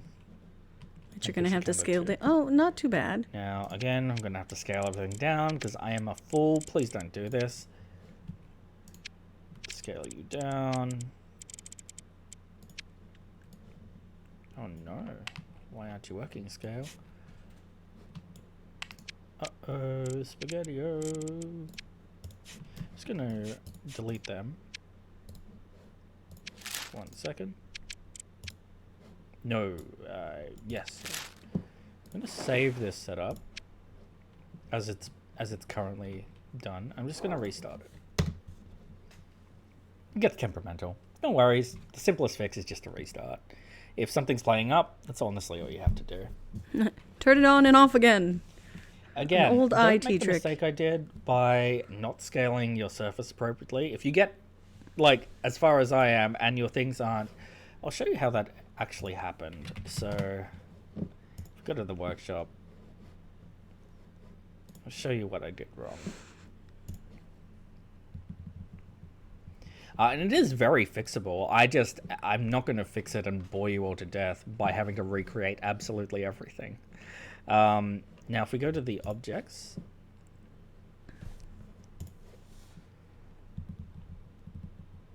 we go to the boards. And this is just a matter of knowing your object's dimensions and knowing how they scale appropriately. What I should have done is actually increased the size of my board to 150%. And that would have scaled everything appropriately. I'm not going to do that because I've now plopped in a bunch of stuff relative to it that it won't work against. But that's okay. Let's go back to our tokens. Are there bounds to scaling? I think it's sort of a matter of are you going to affect the like pixel quality? So if your image isn't, that's why we measure twice, upload once, then realize everything is wrong and measure 50 more times. Yeah, that's correct. The only bounds to scaling are really the pixel density. So you just want to make sure that your image isn't too low quality when it's scaled at the wrong scale. Oh no, they're not scaling. Well, this is going to be interesting. Oh my gosh. Well, this was completely foolish on my part. Try a lesser scale. Yeah, let's see how that goes. If I tried a 30%, no. If I tried a 20%, oh, I made a boo-boo. Well, okay. So, let's see here. This is the number counter, by the way. I'm just going to show you how that scrolls through. So you can see that. So you can see that because everything's relatively scaled. This is now getting a bit JPEG-y. This is an example of how not to do that. But that's okay. What I'm going to do is I'm just going to plop this down. It should go there as the score. So just for an example of how this game functions, you're looking at the He could also just make those here. particular things a little bit You're bigger. looking at the score value based on cards you've claimed.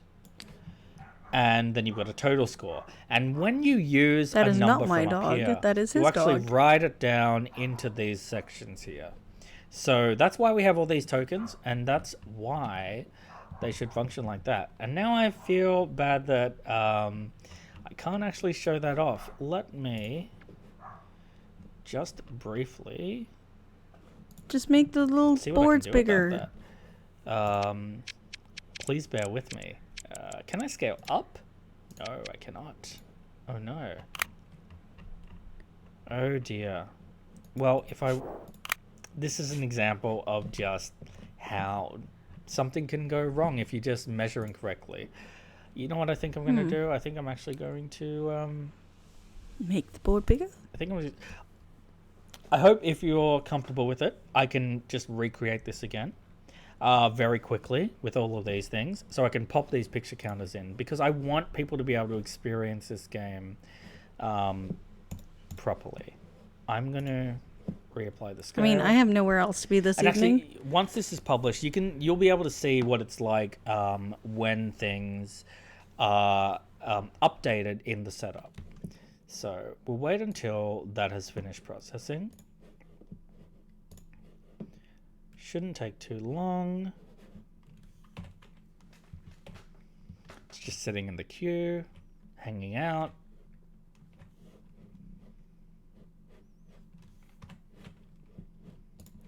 Now, it might take a bit of time because it is a surface.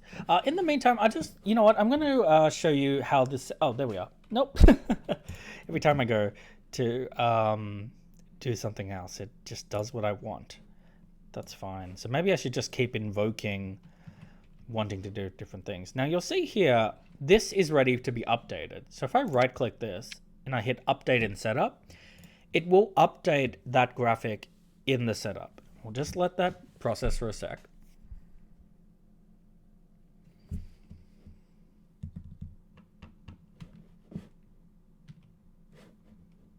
There it is. So, okay, that surface is now rescaled.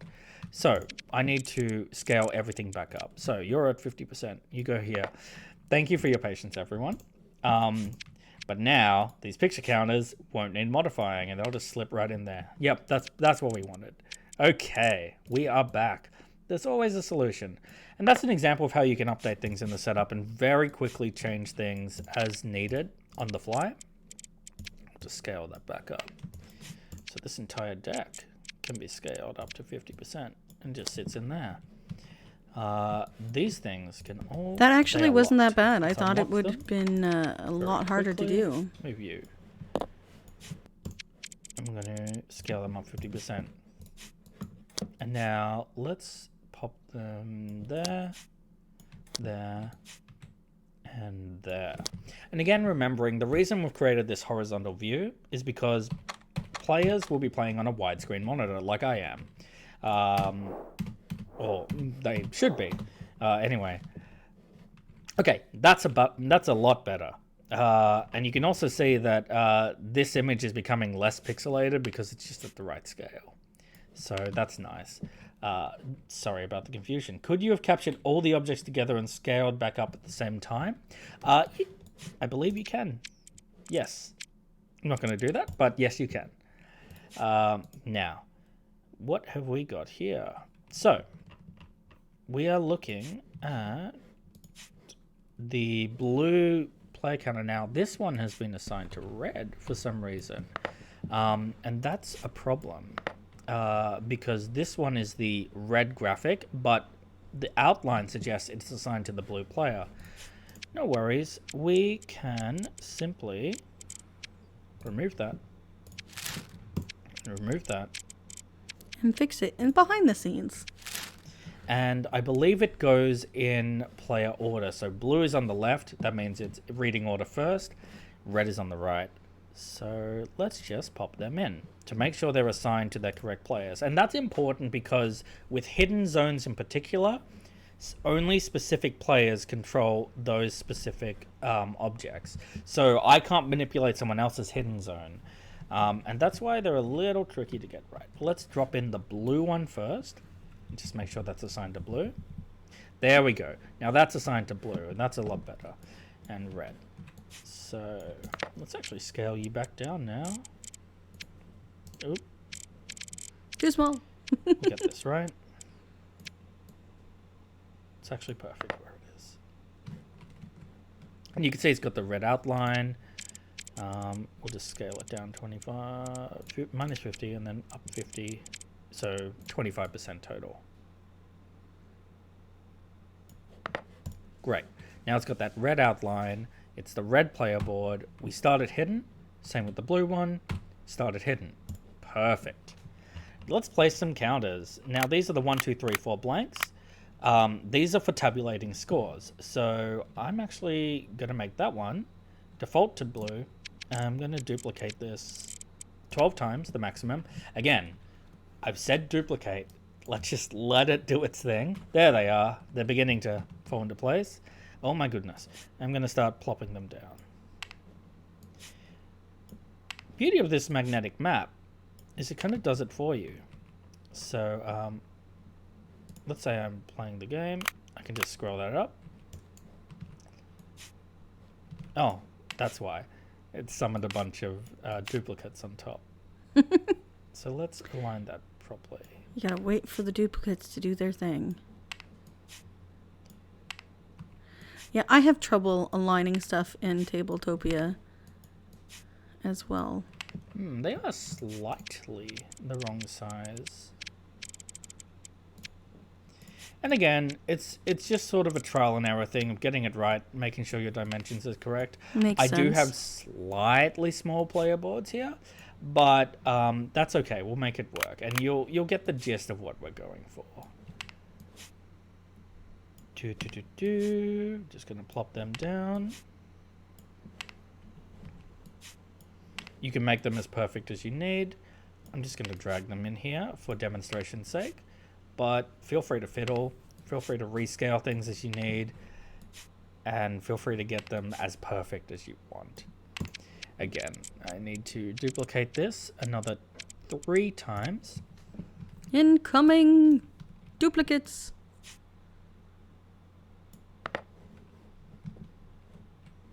They will summon very shortly. There we are. Plop. Plop. Again, very rough, very quick, just for example's sake. Great, we've got our blue player numbers. I also need the equivalent for the red player. And so those will be the picture counter 1s, I believe.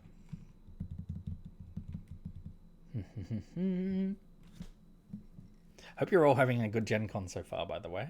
It sounds like it's been a good Gen Con online, and it's, even though it's not the same as being an indie and, you know, having your 2 a.m. steak and shake and, well, going to whatever steakhouse you can find that's not crowded and going to whatever bar is making custom Gen Con cocktails that's not crowded, it is still nice that we get to play games with each other. And I think that's the really cool thing about online platforms like Tabletopia and, I'll say the forbidden words, Board Game Arena and Tabletop Simulator. So I think it's really good to have these spaces so that we can all kind of come together even when we can't be together. Just let that load. It is nice to be able to do something like this and still support the community and show off some stuff from Gen Con. Even if I'm sitting from my kitchen. There are other things I will need. Or just a pizza in your hotel room, huddled around another board game on a small table. Yeah, I have very distinct memories of playing lots of large-scale games with the board hanging off the Hyatt Regency's tiny tables that they give you that are not suitable for playing the kinds of games that we're bringing out. Now, I'm just going to hit save because it might want another refresh. Loading. That's no problem. Loading. That's loading. Loading. Briefly, I think it's clogging down my system, so I'm just going to show you how sounds work Yay. while I've got this demo space open. So you'll see here that sounds can be added to objects in many custom ways. So for example, were I to create a card that required the use of a sound, let's look at this reference card. If I wanted to be obnoxious, every time that I flip the reference card, rather than the default sound, and I'll just make sure sound's enabled. Yeah, you can hear me. That's the default sound that plays when the card flips, turns, gets selected, gets put into a hand. But maybe every time the card flips, I want to add a sound effect to it. I could just upload an MP3 or something. In fact, that's dangerous. I have prepared some sound effects for this. And let me just get them. They're for the postulates. So, but first I'll just show you what you can do with sound effects. So there's a couple of ways you can use sound effects. You can use them for background music. So, for example, this token, when flipped, will play a track. When it is not unloaded. So you can actually set the different values in here. So for example, I have this card, and it says 2 identical digits. Let's say in this game, every time this card is flipped, I want it to say 2 identical digits. Well, I can add that sound that here's one I prepared earlier. This is file 0001, so that one. And now, whenever this card is flipped, 2 identical digits. That's awesome. You get to hear my crummy voice. Oh, you don't have a crummy 2 voice. identical digits. But that is one way you can do it. You can actually have narrators in place. You can have background music. You can, like this, ambiance. For example, this one is currently flipped and therefore playing this music. I can just pause it or keep it playing. That's really cool. So anytime it's flipped, it'll just keep playing. That's a nice way you can build ambience in the game. You can also use it for games with stories. So, for example, I can click on this adventurer here, this wise old seer. What does he have to say? The balance of the ancient powers is disrupted. Only you can prevent the cataclysm. Sounds ominous. I like it. You can also use sounds for, excuse the spelling there, custom action sounds. So, for example, every time you roll a die, boom, which can get annoying. But in the future, we're actually adding a feature where every time a specific die face rolls up, you'll be able to have a different sound. So that's something that's coming. Also, I wonder when if that you would flip, also work for values. Okay. and by the way, this is one of those tokens I was talking about earlier. The tokens that can work as standees depending on how you're looking at them.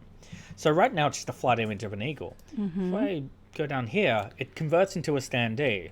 And I'm pretty sure it's a squawky eagle. No, it hasn't loaded. That's a shame. I don't think we actually configured it. Not that it's not loading, we just forgot to add the sound effect. And the final thing I wanted to show you is reference info. So, for example, where to preview this image. Greetings, traveler. It's a dangerous place to be. A goblin lives nearby. It appears all of a sudden and scares everyone. I don't like it. I don't like that goblin. He can go away. But the final example is Maple Piano. So, Oh, no. actually here, we've just assigned a piano key to each of these, and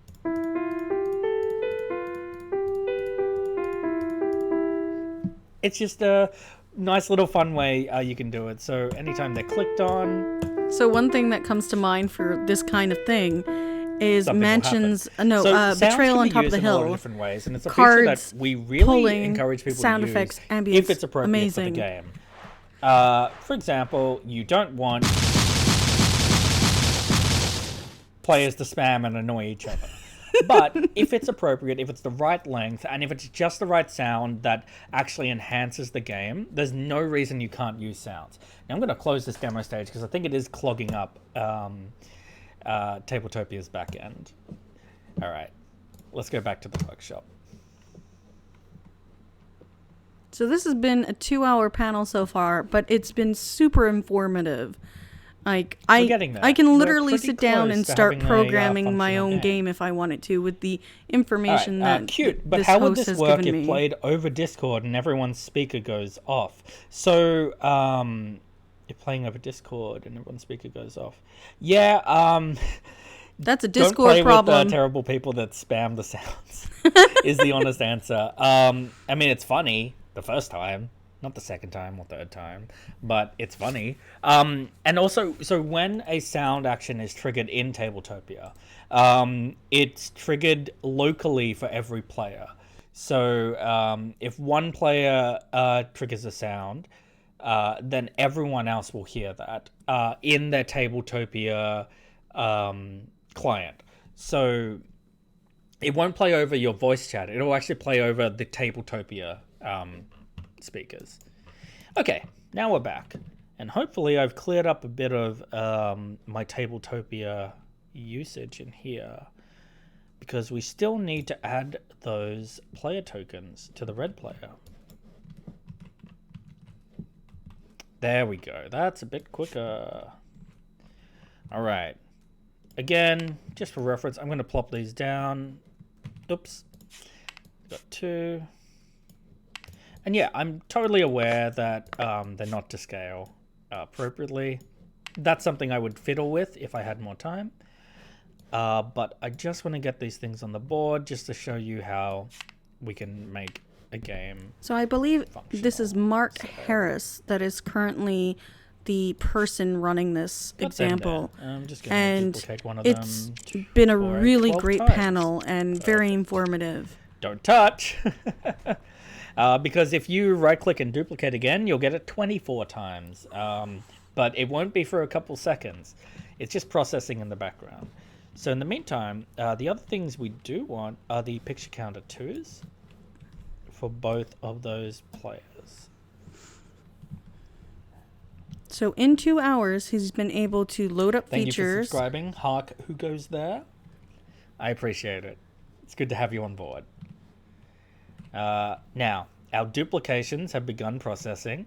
So we're just going to let them happen. So in 2 hours, he's been able I'll to start dragging load them assets into where and they need start to be. placing them into And remember, the these program. are picture counters. So Now, we are it doesn't have the scrolling same through back-end a scripture series of as images. TTS, but I would probably use this if I That's was all creating these my are. first time They're just game tokens that and just trying to get it have on the table. multiple images on them, and we can just flip through them. I'll make them a bit more functional, not on top of each other.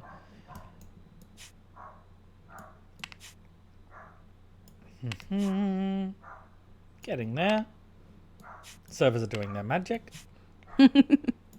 Great. I believe that's duplicated everything. Now, the reason I made 2 picture counters is because for this one... Oops, there you are. We can scroll up to 9. For these, you can only ever score up to 4 on the player cards. But here, your total score can reach up to 99, theoretically. So that's why we've created 2 picture counters for this game. I'm just going to duplicate it once.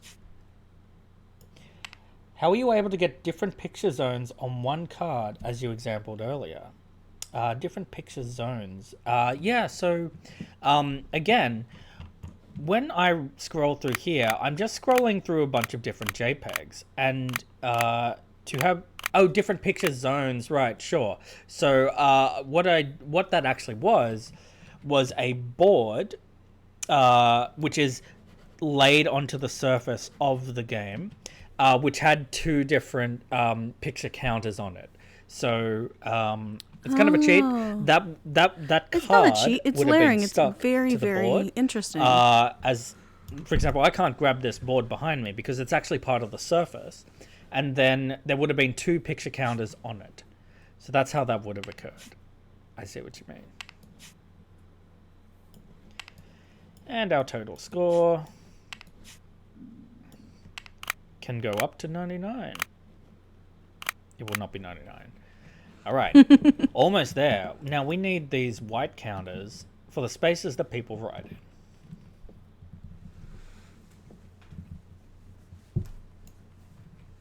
Oh, and also while we're here, our total score for blue. Duplicating. Oh, well, now here's the confusing... Oh, there it is. Yep. I wasn't sure if I actually clicked it or not. Great. Those are those. And the highest value on these is null. Great. I know they're not aligned perfectly. I'm sorry. I would fiddle, but I don't want everyone to have to sit and stare while I fiddle. Now, with these white tokens, these are going to sit in these spaces because people can write up to 9 in them, but they're going to start blank. More so we're gonna just duplicate that a bunch of duplication. times. We need 2, 4, 6, 8, 16 of them. So I'm going to duplicate that 12 times. Then I'm going to duplicate it 14, 15, 16, 3 more times. They will spawn at some point. And then we're going to do the same for over here. And once we have all those picture counters in place, the last thing I'm going to do is show you how to set up the default player camera angles, which I will get to once we just plop everything into place.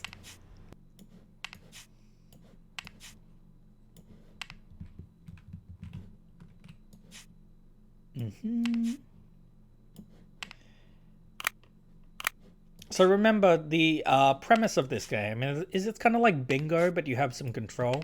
So a bunch of these cards will come out, and then you'll basically say, I want to claim that card by using one of your pre-selected numbers. Now, these pre-selected numbers are determined by the dice roll at the start of the game. So you'll fill in these numbers. So a 2 was rolled. I choose a 2 to go here. Another 2 was rolled. I make a double here, or I can start another number. So just for your context, that's how this game functions.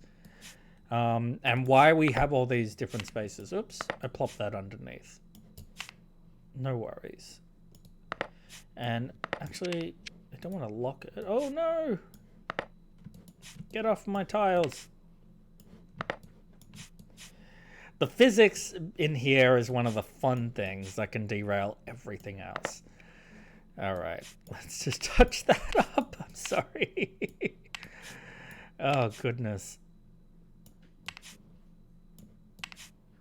No problem. Easy to fix. Easy to fix. We're pretty close to having this completed game. Now, I just need 16 more of them. And I believe we have a functional game. I do want to remind you, our designer has made a beautiful working version of this that doesn't look like this prototype. And I will go back to that so you can actually see it. But for now, oh my goodness, they are spawning in weird places. Is that upside down? Yes. Rotate that. Oh no! Let's move you a little bit. Get off. Move away. I think it was because his blue tile here When I drag is this board, by actually the way, just it brings a all little the bit. tiles with it, so There we be go. wary of that. Yeah, we learned that today All right. when we Come were back here. playtesting something. Is that 2 things or 1 thing? That is 1 thing upside down. That's right. I believe all of them are upside down. I'll just rotate them. I'm using Q and E to do rotations there, by the way. Is that better? Let's have a look. Great. The way I was able to tell that is just by the drop shadow. So I can actually see the light source is coming from the top right. Oh no! Top left, excuse me. But I'll deal with that later. Now, if you're not rushing like me, just to get an example out, I would advise you very much check that these are oriented in the correct direction. So Mark Harris has been doing a great job. I believe that's who is the one hosting this. And I really appreciate all the It's pretty time he's clear these are taking all to show us this. not rotated properly. This is not something easy to do live without messing up as well. And remember, you don't want to leave So- these at just these random numbers, because what you are creating is the initial setup your players will see. So you want to make sure that whatever you put into here is what players will first see when they enter the game. So you want to make sure it looks Let's have a right. look. We've got our player tokens. We've got our randomized deck of cards. Got our Yay. die. In fact, I'll make it a little bigger. Let's just scale it up 20%. Roll them That's dice. nice. Roll them dice. Got our first player counter token. I think this is a functional prototype. And I think this is something that could be played very easily. So the final thing, though, that I want to show you is assigning player camera angles. And that's very important because you want to visually guide your players as much as possible so that they are able to use the game in a functional way and not be confused because they're working in a digital space. So our blue player needs a default camera angle. So when the blue player first enters the game, this is what they'll see. The way we will assign that is we'll right click on the blue player and we'll save this seat camera. So now, when a blue player enters the game, this is the default position they'll see. I'm going to do the same for the red. When the red player enters the game, that's the default position they'll see. Okay. You can also do things like change the player colors and stuff. I'm not going to do that because I actually colored the player boards when we uploaded them, so I don't want to mess with that. And just reminding you how hidden zones work, I can flip this. It won't bring the tiles with it, I promise. That's now visible to non-red players, and that's now hidden from non-red players. So that's really all we need. I'm going to actually hit save. But you could hit save and publish, but I just want to show you what the publishing looks like on the other end. We're just going to exit out of here. Now we have definitely saved, so it's no problem. Make sure to We're going to go into our two-player setup. Going to make sure all our options are set. We've used a bunch of objects. Things are in the... You can quickly view the objects from here, or you can actually go back into the objects panel. We've created a setup. So now we just hit publish. And that will make it available for players to play. Congratulations. So let the spinning wheel do its thing.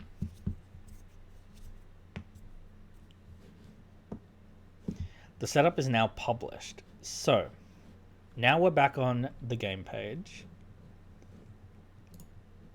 Don't need you. It's having a think. It's in the publishing queue. So we're going to wait till that finishes. Go back to the game page. You're going to see here that it's publishing. This means it's processing and it's on its way, but it's not quite there yet. That's fine. Now, one thing I want to talk about is multiple setups. So you'll see here we've created the two-player game. What I can do now is actually go into that setup. And once it's not publishing, I'll be able to duplicate that setup. And when I duplicate that setup, I will now have a two-player version 2. I can then add more player boards. I can up the player count to 3. And now I've got a 3-player setup. So it's very easy to increase, decrease your player counts with multiple setups. And that's a nice way that you can actually have players engaging with the different setups and not having superfluous elements on the board. Just give it a refresh, see how our publishing's going. Still publishing, no problem. This process will take sort of the longest because you are making it. Now, publishing is not the same as having your game in the catalog. That's correct. So by publishing, all I'm doing is making this setup able to be accessed by other players. It's basically taking it out of me fiddling with it, uploading things, and putting objects in place. And it's simply just meaning that it's now able to be affected with by other players. So let's have a little refresh. No problem. It'll take a bit of time. So in the meantime, what I want to talk about is play zones. Now, play zones are special areas that you can create for the purposes of playtesting or demonstration to partners and publishers. That means play zones include setups. So play zones are inclusive of setups, and they are only available to people with the link. You can do this without the game being published in our catalog. It can just exist. So if I created a play zone, you'll see here the URL. I can share that out. It's not available yet. Don't try it. I can enable, disable it. The people that can create rooms, you can either set it to people with Tabletopia accounts or just anyone. We've been recording and seeing link. panels since so I can make it for anyone. 8 this morning, and the last 2 nights have been late night editing. Rooms. I can write a little description for Gen Con Online, 2 words, demo only. Now, the option that's missing here is setups. So once that's published, I'll be able to select the setups available in this play zone. So were I to, for example, make this setup available, were this setup published, it would be available in this play zone. And if I ticked the 2-player setup, people who have this link can then go and play only the 2-player setup. And I can take this offline immediately. I can disable it if I want, and people will not have access to it anymore. So let's just see how our publishing's coming along. Still thinking, no problem. That'll take a bit of time because, yep, publishing. That's published up there. It's still in the publishing queue. Now this will be the longest process, so I do welcome you to throw any questions you have at me. I'm just going to check my notes and see if there's anything we didn't cover. One thing I will say, again, I'll stress the importance of our knowledge base. Our knowledge base is very comprehensive. So if you go into the workshop space, you'll actually see this useful information. And these will take you through everything you need to know about making a game on Tabletopia. Anything I haven't covered today, everything I've covered. You can make an entire game from scratch in here with just these instructions. But I thought it'd be better to show people how easy it is to make. Our knowledge base... Oh. Loading problems. Molly, you've got a job to make a loading song. This is pretty comprehensive too, because we can have different categories like monetizing your games, a game designer checklist. So this is sort of how to actually prepare and prepare your graphics, create graphics for objects, the different types of formats we need, the graphic files, the centimeter pixel ratios, how to fix scaling, which is something I probably should have read ahead of time. No. Oh no, come on. Everyone is on Twitch right now, and I want to hear the end of this panel. Oh, I don't know if we're going to get to hear the end of it. Pixels there we is go. 1 millimeter. So that we didn't manage to cover today. Let's see how our little publishing setup's going. Still going, no problem. What I might do actually is, let's pretend that's published. I'm going to show you the original binome, which is published. So you'll see here, we've got a 4-player setup that's been published. And now if I go into create a play zone, I can tick 4-player setups, and that will allow people with that link to actually visit that setup. So if I just save that, that should have all those details saved. And if I go to that link,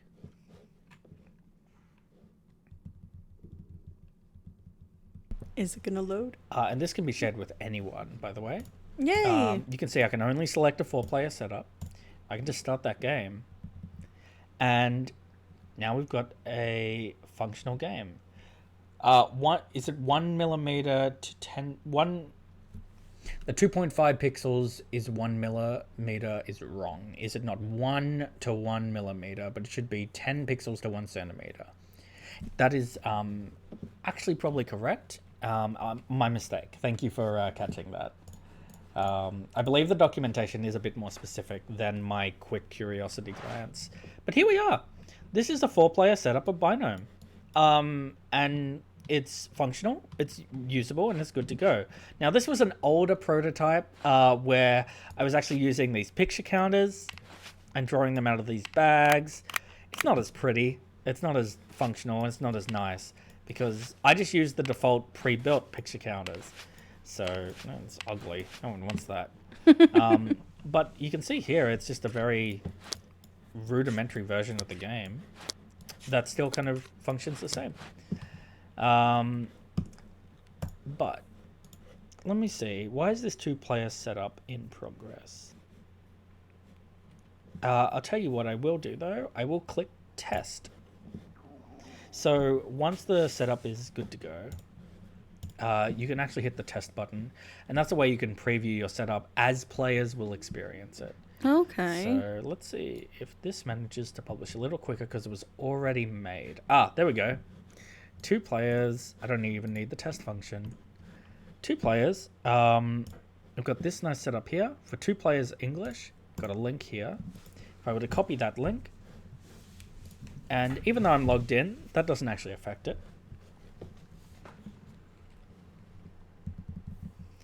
And that'll create a room. We'll hit start.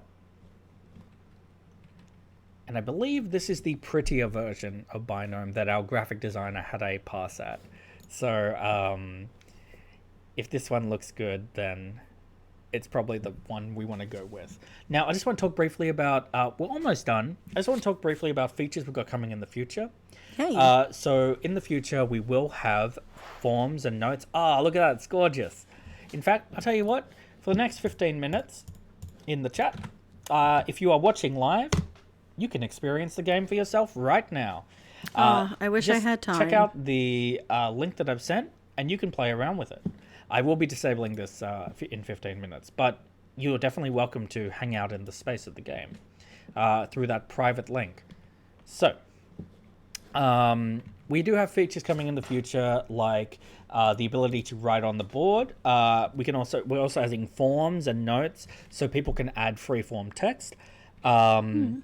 And like I mentioned before, those custom sounds for dice rolls, so where every face has a different dice. By the way, you can see this random function at work here, because these are completely random draws. So we've got maximum number, sum of digits equals 10, closest to 50. If I were to restart this game, it will redraw them at a very different way.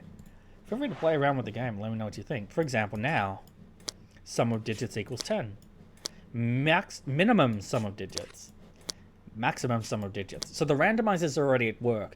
They have populated this deck by pulling from that group that we created before. Gotcha. So, yes, I believe... the other thing is we are going to upgrade the tablet version. We've got this really cool feature we're working on that we're excited about. If you have a hand of cards, so if you're familiar with Tabletopia, you know I've just created a bunch of cards in my hand. The tablet version of the game will now actually be able to, not yet, but have the game board on your tablet, and then it's connected to the Tabletopia app on your phone, where your hand will be on your phone. So we're going to find ways to sort of increase that interactivity between your different devices and give you more freedom to actually utilize the physicality of having multiple devices. I wonder if they're going to do that with the tabletop version. So someone who has a TV on their table can be able to do that as well. If you play around with the link that I shared, you'll be able to see that, I'll keep it live for the next 15 minutes. You'll be able to see this is the fully functional game that we created. So I hope that gives you a sense of how to make your own game. And remember, like, if you just need components, you just need a prototype, you can just go to the sandbox and you can make a game based on the pre-made, like, existing tokens, the pre-made cubes and the boards we've got here. So don't worry if all you have is an idea. If you just need a space to test it out, this is it. Are we working on console crossplay? Just mobile, PC, tablet. So actually right now, if you start a multiplayer game on the tablet and then share that link to a web user, they actually can play multiplayer. So that's already a function we have in place. But does it work with Steam? Yeah, if all you have is an idea, you just want to get your prototype components in, play in the space, share that link with someone, you can do that right now, and it's completely free. And so nothing's stopping you from making a game. All that it takes is a little bit of time. You can see this stream took 2 hours, 48 minutes. Okay, pretty good. And also, obviously, I'd prepared my graphics beforehand, but realistically, it's good to go. Thank you very much for joining. No, and thank you. Thank you, everyone. And I hope this has been informative. If you have any more questions, I'll be available in both the Gen Con Discord server, the Tabletopia Discord server. You can also email me, mark@tabletopia.com, and have a little fiddle with our game. And let's look at this thing that we all made together. So thank you very much, everybody. I hope you have a really good Gen Con online, and get some gaming in and have fun. And please share with me the things you make. I'm the community manager for Tabletopia, so I do the news feeds. I populate the featured section. So if you've made something really cool, published games, preferably. Completed games, not published. We don't care if it's published or not. But let me know, and I'll have a look at it and see if it's worth covering. So thank you again. If you have any questions, please don't forget to hit me up. So this is Mark Harris's this has been panel. Mark from Tabletopia, and I hope you have a good one. See ya. So that was the end of our stream. And our last panel for Thursday at Gen Con Live. So we'll catch you guys all in the AM with new content. Have a good evening, guys. Bye.